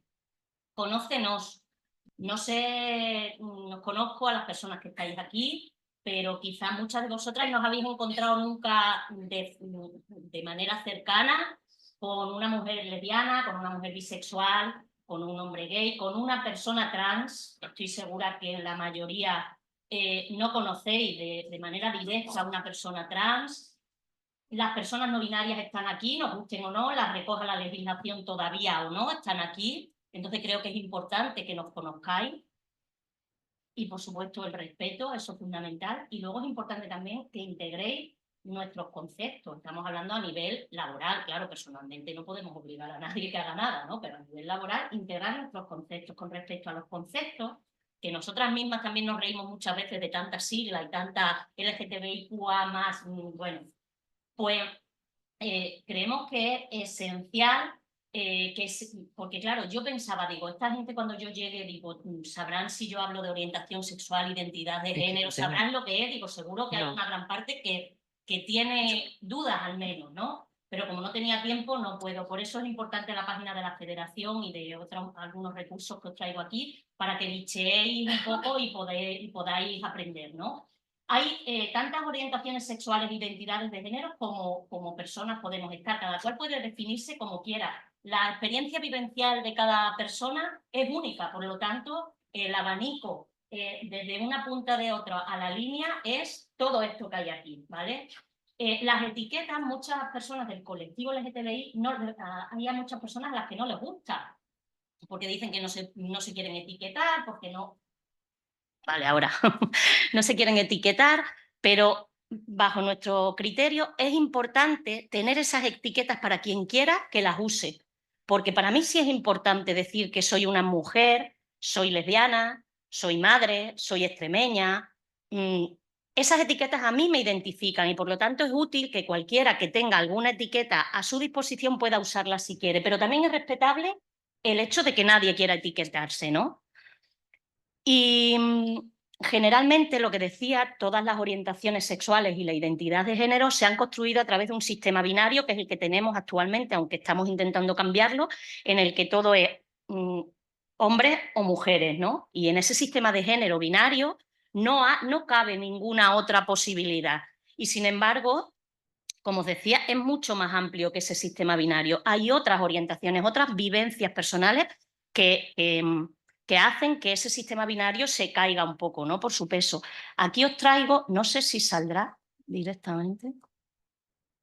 Vale, mira, aquí esto es un enlace a la página de Extremadura Entiende, que bueno, no tenemos muchos recursos, nuestra página es regulinchi, pero bueno, y si es un glosario de términos, si pincháis en cada letra, en la A Venís ahí, os vais empapando de todos los conceptos, ¿vale? Y es súper fácil. No tenéis que nada más que leer y, bueno, salir de dudas porque entendemos que en algunas ocasiones pues, es complejo, ¿no? Nuestra forma de hablar. Revisa tus prejuicios. Es que es fundamental, como hablábamos antes, tenemos muchísimos prejuicios. Traía 3 vídeos, pero no me va a dar tiempo a ponerlo. Una, la de es una niña o un niño, os animo a que lo veáis, es un experimento de la BBC en el que ponen a 2 bebés y les cambian la ropa y cómo las personas adultas interactúan con esos bebés pensando si son niños o son niñas solo por el ropaje, solo por su expresión de género, ¿no? Y cómo nos comportamos. Eso hace que se generen unos prejuicios que nos marcan en nuestro día a día. Luego tenemos este. No está aquí. Es una campaña. Bueno, es una campaña de la Federación Estatal del Síndrome del Pero, que también es, bueno, pues habla eso de los prejuicios, ¿no? De cómo. Espérate, es que quiero ponerlo porque yo no quiero hablar mucho más, ¿sabes? Me parece que es mucho más relevante y dura nada, 30 segundos. Para que seamos conscientes de nuestros prejuicios. Si se abre, estaría bien. ¿Ya se ha ido la experta? Aquí. Está entre nosotros. Lo creíamos erradicado, pero ha vuelto con fuerza. Y son ya miles los casos. No importa el género, la edad ni la clase social. Nadie está a salvo. Un amigo, una compañera de trabajo, tu madre, tu cuñado. O quién sabe, incluso tú puedes estar sufriéndolo. Es el síndrome del pero. Seguro que te has encontrado algún caso. Me parece bien que se puedan casar, pero... El colegio es para educar, pero... Me parece genial un día del orgullo, pero... Que se cambien de sexo si quieren, pero... A mí me da igual que cada cual haga lo que quiera en su casa, pero... Me parece muy bien que reivindique sus derechos, pero...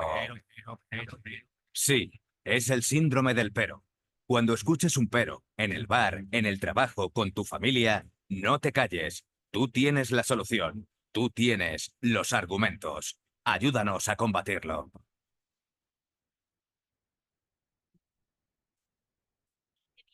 Serie de, pues eso, de argumentos para defender en casos de discriminaciones laborales, en el ámbito de los derechos, del matrimonio, y creemos que es importante porque todo el mundo, como decimos, tenemos prejuicios y es fundamental que vosotras que vais a defender a las víctimas del colectivo LGTBI dejéis cuando entráis por la puerta de vuestro trabajo esos prejuicios y eso solo se consigue con la formación y con que contéis también con las asociaciones que podemos orientaros, ayudaros, que colaboremos conjuntamente para al final tener esa atención más adecuada, ¿no? A la víctima. Y como víctima quería traeros, porque no sé cuántas personas de aquí puede haber que sean homófobas, que seguramente un porcentaje de vosotras lo sea, quería poner un último vídeo que dura 4 minutos para humanizarnos a las personas LGTBI como víctimas. Sobre todo va dedicado a todas aquellas personas que tengáis prejuicios contra nosotras. Además de víctimas, tenemos familias y tenemos madres. Y cuando entre una persona LGTBI por la puerta, y esto lo hago extensible a una persona gitana, a una persona marroquí, pongáis el foco en que es una persona. No pongáis el foco en esos prejuicios que todas tenemos. Bueno, una de ellas es mi madre, por eso la tengo que poner aquí.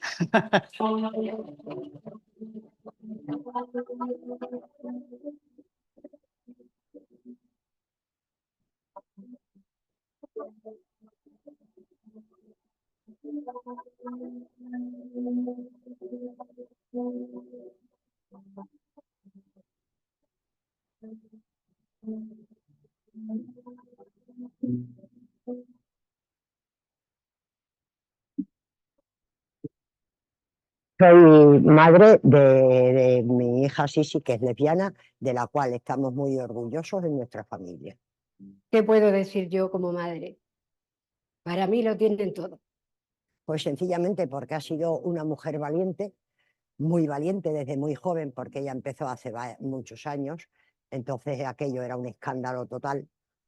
Y luego tuvo la valentía de tener primero unos niños que nos fallecieron y otro niño después. Entonces esa valentía hay que reconocérsela a ella y a todas las mujeres. Valientes, cariñosas, trabajadoras, que están siempre donde tienen que estar. Solo un segundo. Ella habla en plural, Mari, habla en plural porque Victoria y su hermana gemela, las dos son lesbianas. Lo que pasa es que su hermana no está en el vídeo, por eso habla en plural todo el rato, ¿vale? Lloro un poco con esto. Es la valentía de haber hecho eso todo y por sus hijos, por la sociedad y lo que sigue haciendo, buscando a todas las personas que se encuentran en la situación que se encontraba ella, que lo están pasando bien. Yo me siento orgullosa, lo primero, de tenerlas aquí, que me costaron mucho traerlas. Y lo segundo es que es todo, es todo. Ellas comparten con sus hermanos, con sus padres, todo lo bueno, lo malo. No hay una cosa que hagan que no estén. Lo mismo, nosotros que ellos a nosotros. O sea, todo. Es que te puedo decir lo valientes que son en trabajos y en todas las cosas. Pues yo les diría que las apoyen totalmente,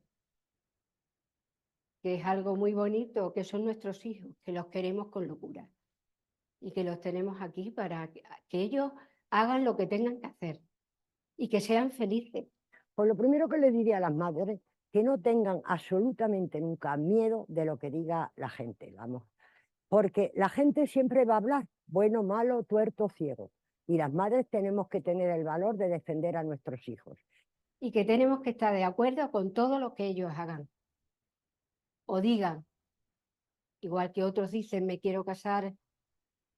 hijo me quiero casar con Beatriz, pues que aceptemos todo como ellos nos pidan, que los ayudemos y los apoyemos en todo. Sabéis que el mundo nos hemos movido entre hombres y mujeres, pero yo creo que más dificultad tienen para ver eso los padres que las madres. Me parece a mí, aparte de que las madres somos más sufridas, pero a lo mejor los padres se lo callan, pero no lo terminan de reconocer. Lo admiten, pero no terminan de reconocerlo lo que son sus hijas. Que quieran a todos sus hijos por igual, a pesar de la orientación sexual que tengan. Siempre habrá alguien, alguna persona, hombre, mujer, sea quien sea, que a la madre de la chica la vaya con cuentos y la vaya con malas intenciones. Que no les haga caso. Y si la persona que le habla va con malas intenciones, si ella puede y tiene rapidez mental, sin ofender, que la suelte alguna joyita. Y verlas a ellas felices, sobre todo. Yo quiero que ellas sean felices. Y a los padres que los apoyen hasta el final, que los quieran con locura. Porque hay momentos que lo necesitan.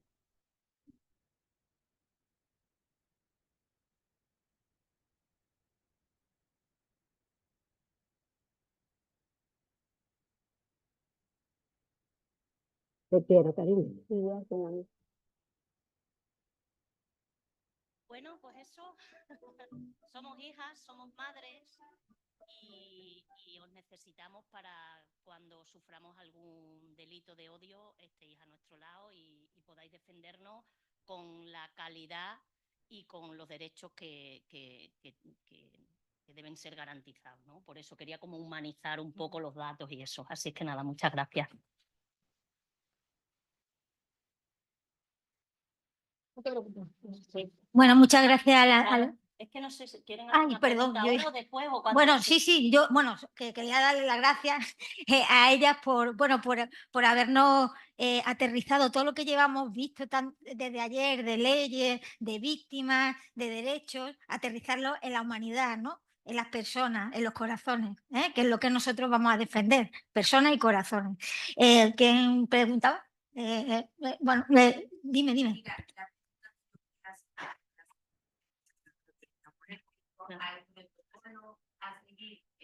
Sí, ahora voy.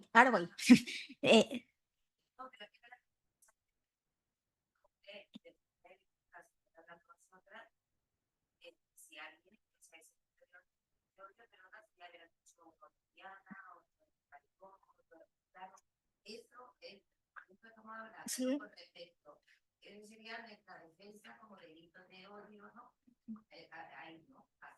Cuando hay un delito de odio de los que hemos estado viendo, entonces, bueno, pues la persona que lo haya sufrido, pues que tenga pues defensa, un acompañamiento letrado, ¿no? Que tenga un abogado, una abogada para ejercer la acusación particular.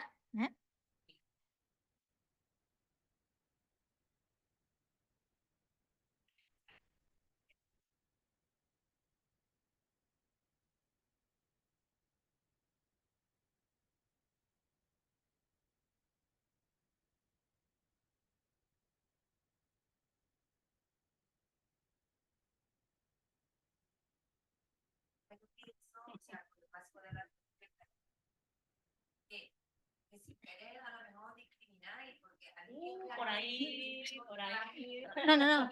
Un momento. Sí, pero es que no tiene nada.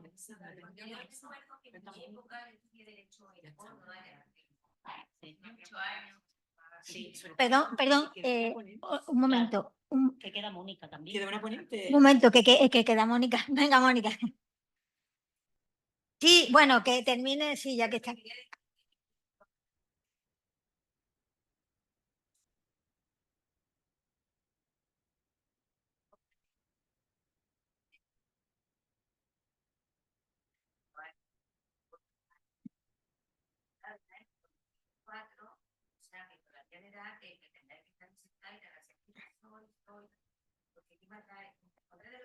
Persona como cualquier, o sea, en ese texto, ¿no? A mí me gusta un hombre, a mí me basta, ¿no? Entonces pienso que muchas veces el identificarse tanto puede provocar el efecto contrario que digo yo, que vamos a libre, yo esto, y tal, y vosotros como estáis.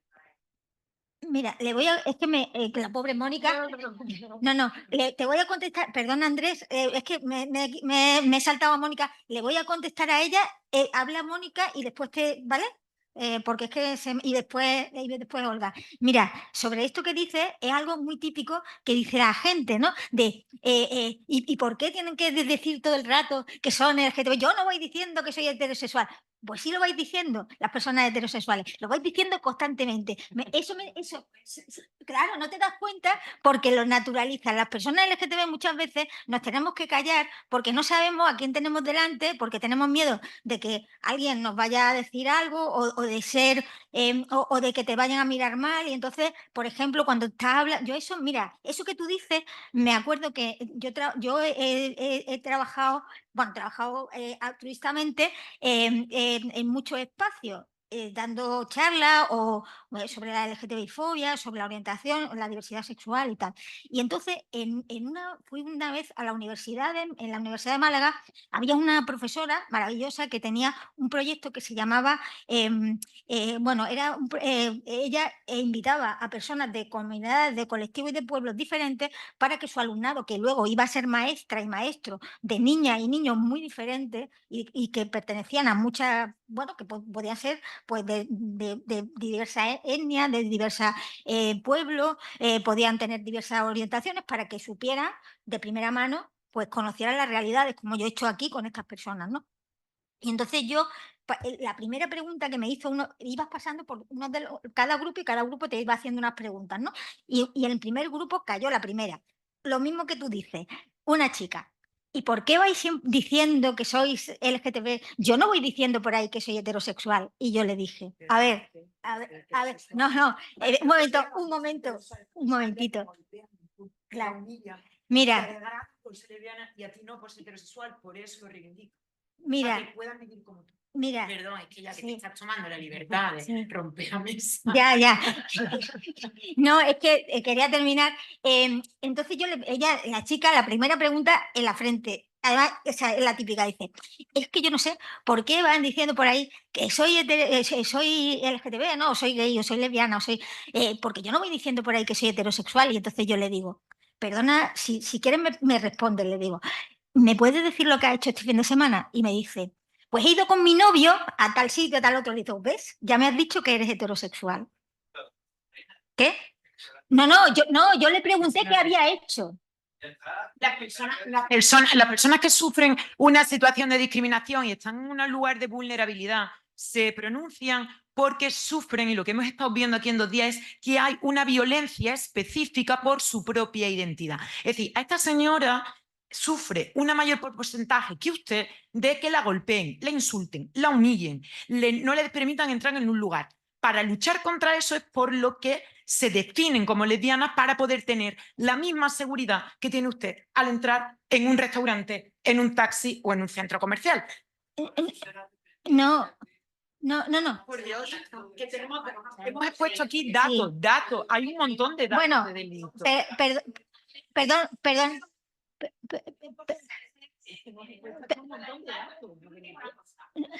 Siempre a las personas heterosexuales se nos presume como Heterosexuales, claro. también se le presume. Cuando a ti te dice, bueno, ¿y su marido? Así me lo han preguntado. Pero Así. no lo has por hecho. Oye, entonces, cuando tú presumes que la persona es heterosexual, porque lo normal es ser heterosexual, y porque cuando tú eres heterosexual te manifiestas con libertad, las personas que no lo son tienen la necesidad de visibilizarse. No como más, sino como nomen. Entonces, yo tengo todo el derecho a que tú entiendas que es normal que en tu comunidad y a tu alrededor no todo el mundo es heterosexual. Entonces, cuando no todo el mundo es heterosexual, ¿tú por qué lo entiendes? Porque conoces a gente que no lo son, porque viven como tales, porque se tienen como tales, porque tienen su sexualidad, su orientación o su género como lo consideran oportuno. Y el día que eso esté en pie de igualdad, no tendrá nadie necesidad de decir nada. Bueno. Todo el mundo asumiremos que es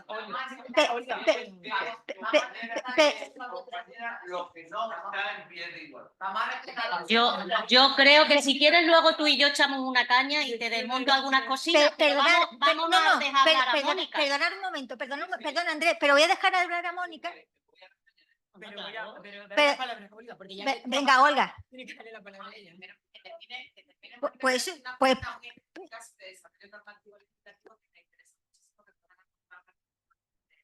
lo que... Venga, que terminemos. No te preocupes.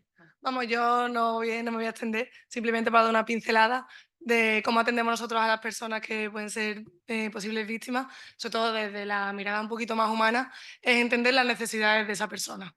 Eso me parece fundamental. La islamofobia también intersecciona mucho con las personas migrantes y, por ejemplo, muchas de ellas sí que están, por ejemplo, en situación irregular. Entonces, pues también tenemos que abordarlo con ese enfoque. Evidentemente hay un miedo para que vayan a denunciar extra, ¿no? Tienen miedo a que se les abra un procedimiento sancionador de expulsión. Pues, por ejemplo, le informamos de que podemos denunciarlo directamente al juzgado de guardia, tal. Eso, bueno, eso es un factor. Pero también necesidades a nivel más familiar, ¿no? O ético. Hemos tenido en la asociación, por ejemplo, un caso de una joven de 17 años que quería denunciar a su propia madre porque ella quería profesar el Islam y la madre le quería quitarle el velo en casa. Entonces ese caso es real. Aquí, ¿cómo intentamos nosotras incidir? Pues, por ejemplo, con una mediación. Intentamos en este caso en particular, ¿no? Pues de que del centro educativo haya un encuentro. Porque ¿qué es lo que desmonta la discriminación? El encuentro. Cuando al final la persona agresora entiende el sufrimiento innecesario, ¿no? que acarrea ser víctima de una agresión o una discriminación, ese encuentro al final es el que diluye, ¿no? esta violencia, y creo que para al final intentar hacer un imaginario que sea mucho más igualitario, ¿no? Entonces, creo que es fundamental conocer las necesidades humanas de esa persona que ha sufrido, porque igual a esa persona también le vale mucho más un perdón sincero, ¿no? El valor de la justicia restaurativa, ¿no?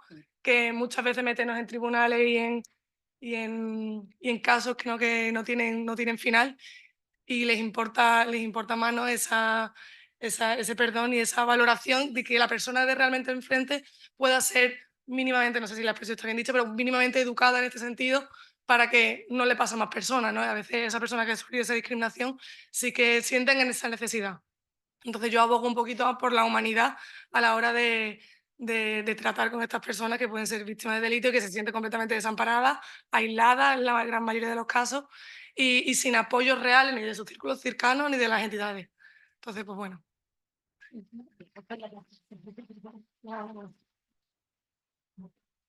Perdona, Mónica, de verdad que se me va la mira, antes de... Olga tiene la palabra. Hace un rato. Sí.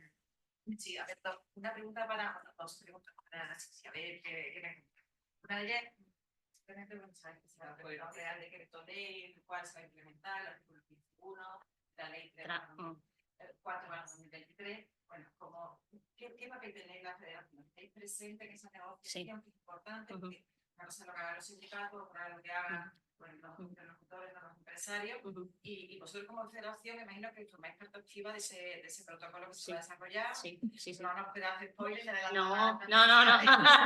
En absoluto. Sí que es verdad que ha sido un éxito que desde la aprobación de la ley trans y LGTBI, yo hablo más de como el pueblo, no tanto legislativo /2023, ha sido un avance importante porque era una de las reivindicaciones que había que implementar.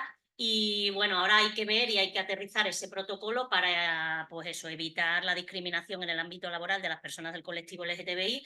Pero creo que al final, con el colectivo LGTBI lo que sucede es que veis al final la polémica, nadie duda de los derechos y la igualdad de los colectivos migrantes, de los colectivos gitanos, o sea, que están en desigualdad, ¿no? Pero sin embargo, con el colectivo LGTBI, ¿qué más queremos? ¿Qué más queremos si os dejamos existir? ¿No? Entonces, esa polémica es interesante también. Nadie se opone precisamente a los derechos de genérica, No te voy a dejar hablar hasta que no acabe Olga, caballero. No, quiero decir, habrá que tener un orden. ¿Se espera usted un momento que acabe de hablar Olga? No, es que no te quiero escuchar, disculpa. No, venga, venga, vamos a calmarnos, vamos a calmarnos. No, vamos a calmarnos. Que la intervención, ha habido una intervención que ha sido provocadora y es lo que ha subido. ¿Cuál es la intervención? No, a la primera intervención del por qué visibiliza y cómo le viene, ha subido el tono. Ha subido el tono del debate porque se siente la gente. Pero venga.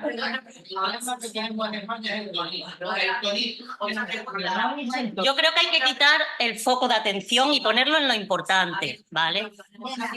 Venga.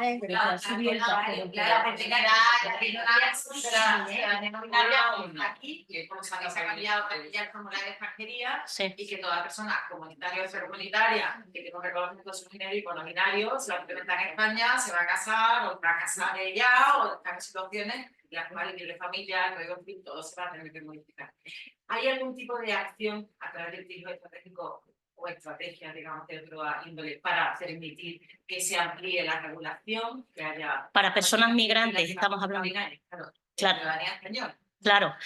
Es que es un tema muy complejo a nivel jurídico, vosotras sabéis mucho más que yo, ¿no? Pero a nivel social también. Entonces, ahora sí si hay casos en Europa e incluso en España, que ya ha habido un caso que se ha reconocido.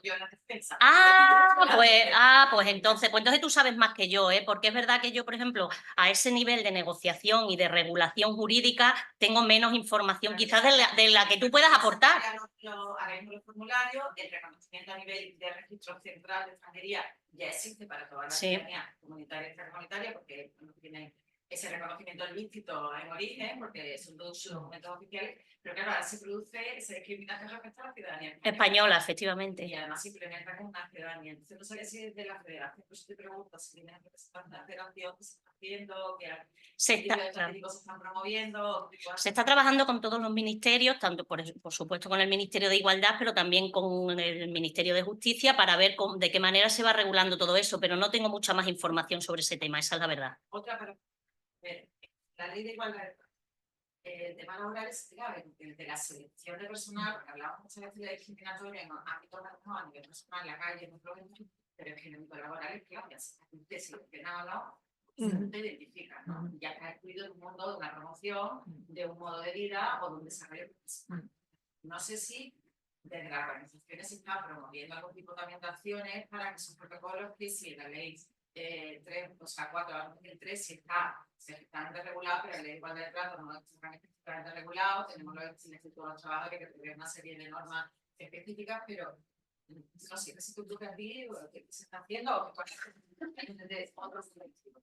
Yo estoy convencida de que hay que desarrollar la de igualdad de trato en toda su amplitud. O sea, queda ese hueco y muchísimos más. Lo que es cierto que en materia laboral ni siquiera estamos usando las herramientas que tenemos, ¿eh? O sea, creo que con las herramientas que tenemos hoy jurídicas se podría hacer más enfoque de discriminación racial en sede social que no se hace. O sea, porque es muy desconocido. digamos, cuadro social. No, claro, claro, claro, claro. Es claro. Por eso lo que hay que pensar en el litigio estratégico, es decir, cómo conseguimos esas interpretaciones de la norma que sean favorables a lo que estamos aquí hoy hablando. Y sí, claro, del desarrollo. Es que el desarrollo de la ley de igualdad de trato, esto, incluso que se apruebe el anteproyecto de ley antirracista que se ha quedado en un cajón hasta ahora, que también contempla esto específicamente con la discriminación racial. O sea, ya no solo el desarrollo de la ley de igualdad de trato, sino al final mucho más. La ley antirracista está hecha, el anteproyecto de ley, tanto en el Estado español como en Cataluña, y ninguna de las dos, y en Navarra, y ninguna de las tres está todavía aprobada. Claro, ahí es donde podemos bajar a tierra mucha de la Carta de los Reyes Magos, que es la ley de igualdad de trato.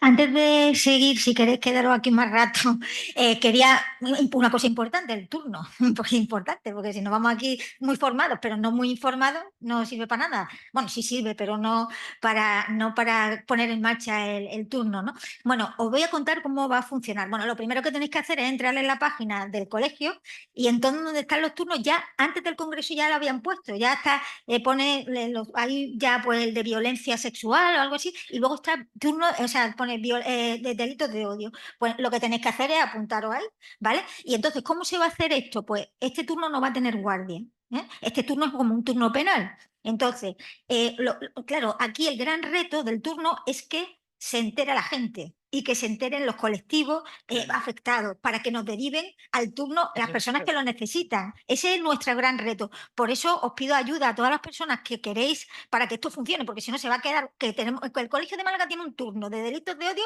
pero está vacío, pero no funciona. Y entonces, a mí no me gusta el postureo. O sea, yo no. El Colegio de Málaga tiene un postureo, no. O sea, nosotros no podemos ser un turno de postureo, tenemos que ser un turno que sirva. Y para que sirva, pues eso, todos, entre todas las personas que estamos aquí tenemos que colaborar, cada uno donde pueda, ¿no? Es decir, en su ámbito, pues mira, tenemos un turno en el Colegio de Abogados, entonces, ¿cómo podemos hacerlo? Pues se va a hacer la lista, entonces, la cuestión es que cuando yo el lunes mismo ya me voy a poner en contacto con la Policía Nacional y con la Guardia Civil, que tengo un contacto más directo, y se lo voy a contar. Mira, esto está. Entonces, cuando tengáis, que veáis que tenéis una víctima, posible víctima de delitos de odio, la deriváis al servicio de orientación jurídica.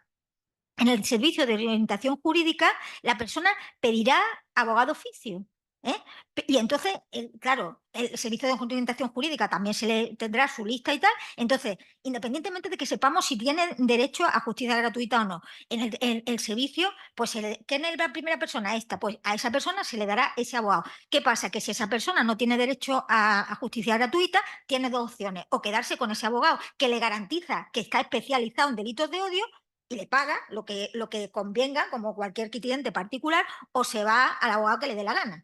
Y si esa persona tiene derecho a justicia gratuita, pues ya está, pues se lo lleva el abogado. Así va a funcionar el turno, ¿vale?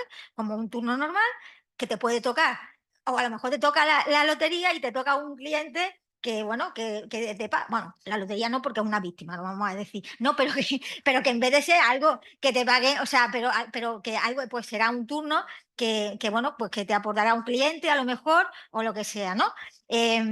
Va a funcionar así, una forma muy, muy sencilla y sí. No, no, guardia no, guardia no. Esto no es guardia, esto no es guardia, esto es un turno, es como cuando te toca un divorcio. Igual, te llega, pues, como turno civil. Exactamente.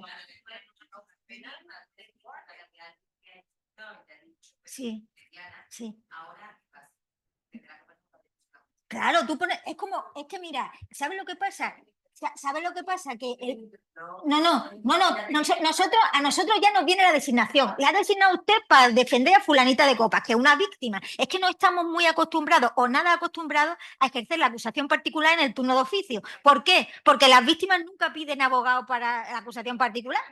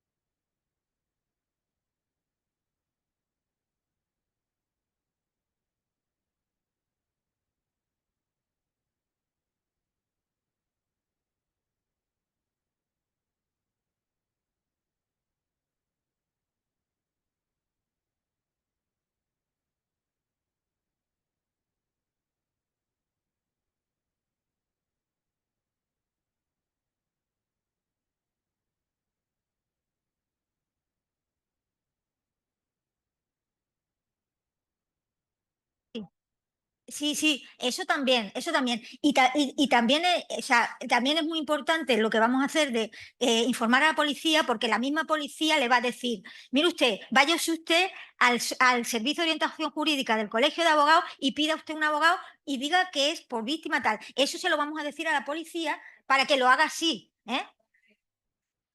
La asistencia de entrada no se va a poder prestar desde No, porque no es una guardia. un asunto que merece una tutela. La denuncia en comisaría de policía. Ya, pero no te. Pero, Cuando hay una supuesta.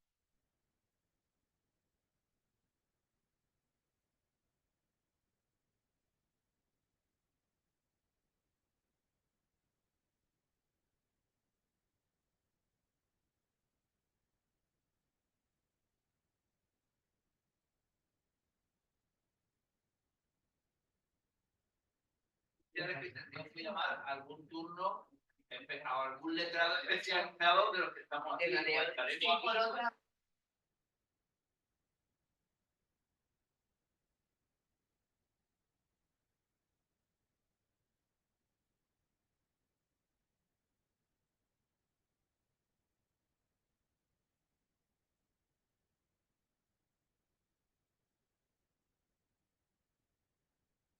no. ¿Pero qué pasa? No, porque la idea, o sea, la idea es, primero, o sea, tenemos un correo electrónico que es, si lo queréis apuntar, víctimasdeodio@abogaciademálaga.es, ¿vale? Que lo podéis difundir, porque si una persona, bueno, o una asociación dice, bueno, pues aquí hay una víctima de odio, puede llamar, puede mandar un correo a ese correo electrónico y ya sabemos, ya lo cogemos desde ahí y ya podemos designar también, no solamente desde el SOGE. También, mira, víctimas de odio @abogaciademálaga.es.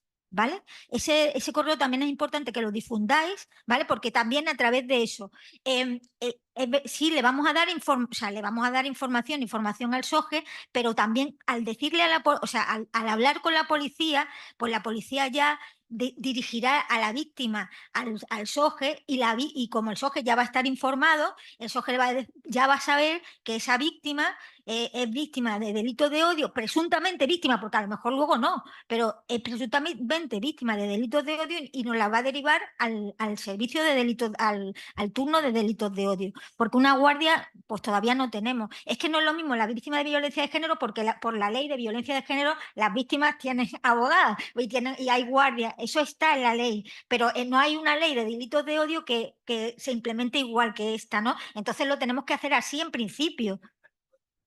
Sí, pero el estatuto de la víctima tampoco nos faculta para tener una guardia. O sea, cuando la podamos tener, la tendremos, pero mira, en Sevilla y en Córdoba no tienen guardia.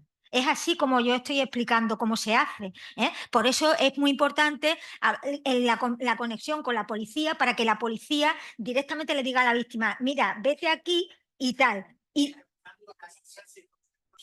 necesita una orden. Ejemplo, porque el tipo no para de decirle. Necesita esa persona inmediatamente presentar una denuncia, necesita pedir una orden de protección.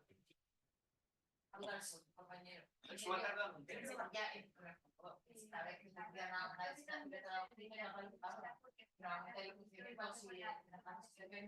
Ya.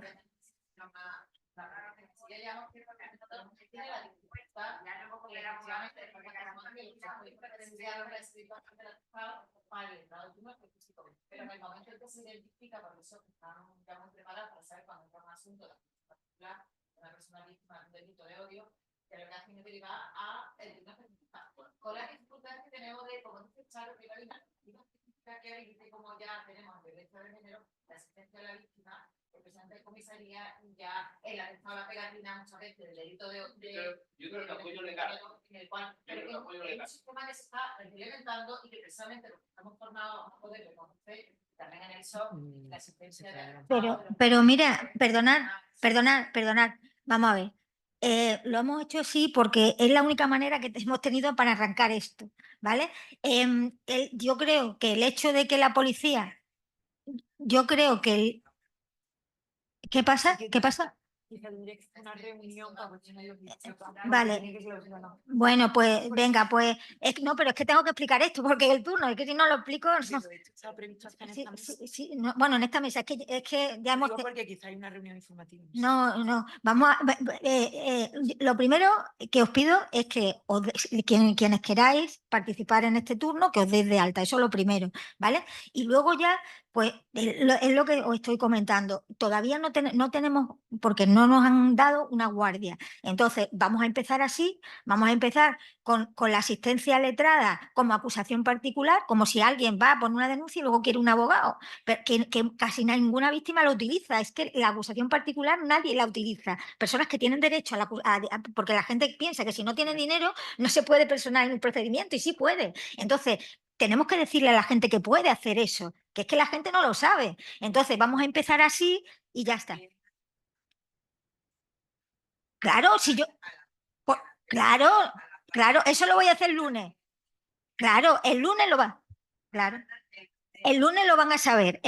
Además, yo estoy en contacto con el interlocutora social de la Policía Nacional, que es la que lleva esto, y con la gente de la Guardia Civil, que lleva los delitos de odio. Y el lunes se lo voy a decir y se van a poner muy contentos, porque ellos están deseando que esto salga para adelante y los delitos de odio no se queden en nada, no se archiven ni se tomen como delito de odio. Ellos quieren, o sea, que ellos van a colaborar con nosotros mucho.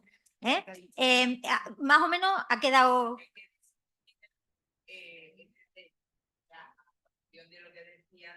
Claro.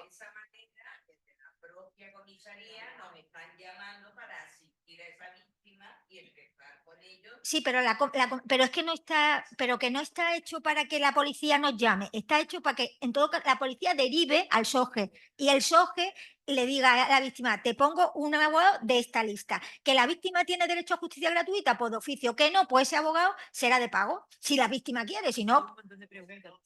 O SOG, perdón. Bueno, a ver, que tenemos que clausurar.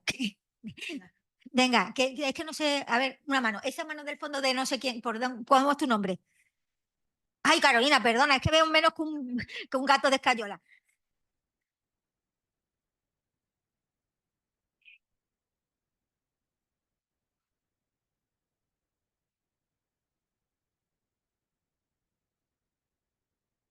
No, como acusación particular con la denuncia vale. Sí, claro, como acusación particular lo que tiene que llevar la víctima es la denuncia. Ya está. Sí, no, la víctima va con su denuncia al SOGE, al SOG, perdón, al SOG, y el SOG ya pues le da los papeles, rellena los papeles y le da un abogado del turno. Y luego ya se ve si tiene derecho a justicia gratuita o no. Pero cuando una víctima de lo que sea, no solamente de delitos de odio, de lo que sea, pide abogado oficio para ejercer la acusación particular, lo que se le exige es la denuncia, ¿vale? Que ha puesto una denuncia. Con eso, ¿vale? Sí.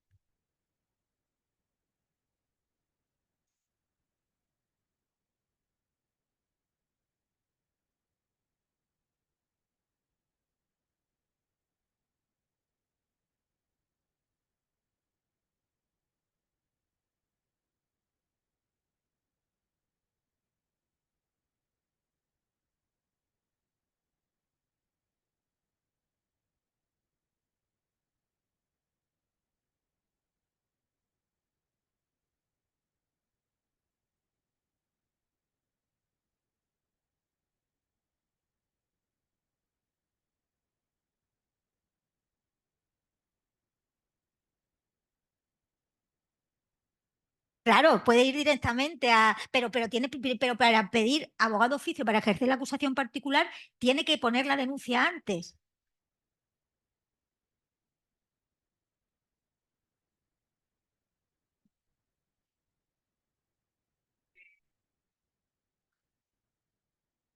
Sí. Sí, ya, pero es la víctima la que coge pero claro, si la víctima lo sabe, si la víctima.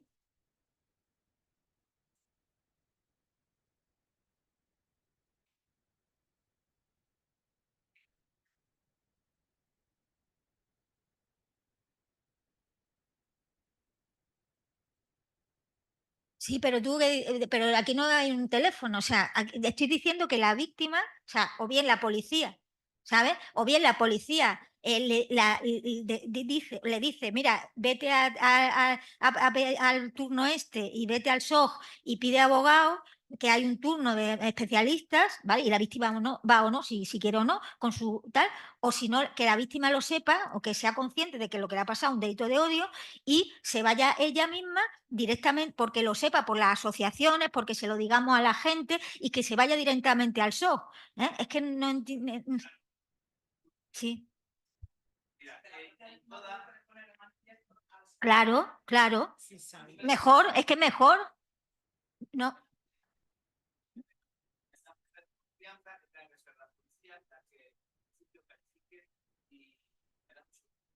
No, no. Sí.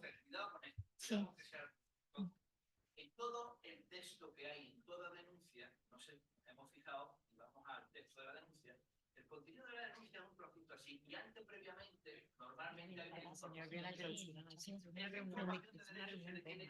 un debate de la mesa que sea efectivo y que se derive al SOC. Para el SOC tiene que pedir una cita a través de internet o ponerse a las 7 de la mañana fuera del colegio de la a pedir un número. Entonces, esa información que no la maneja la policía, los distintos tipos de la Guardia Civil, hay que decírselas a ellos para que sea quien informe a la víctima. La víctima no lo va a saber, demasiado sabe con lo que tiene que saber, que es poner un poder. Claro, Andrés, lo que te. Informa bien a esta gente para que te diga que tienes que pedir una cita previa que le informe por internet y si no personalmente. Claro, Andrés, si esa es la idea. Claro, Andrés, si esa es la idea. Por eso te digo que yo el lunes mismo ya estoy hablando con la Guardia Civil y con la Policía Nacional para decirles que hemos montado este turno y que hagan precisamente, que deriven a las víctimas, porque además, de todas las conclusiones, quien más está formada casi de todos los operadores jurídicos que tienen que ver con los delitos de odio es la policía. Aunque parezca mentira, es la policía, es quien mejor está formada. Claro, claro, eso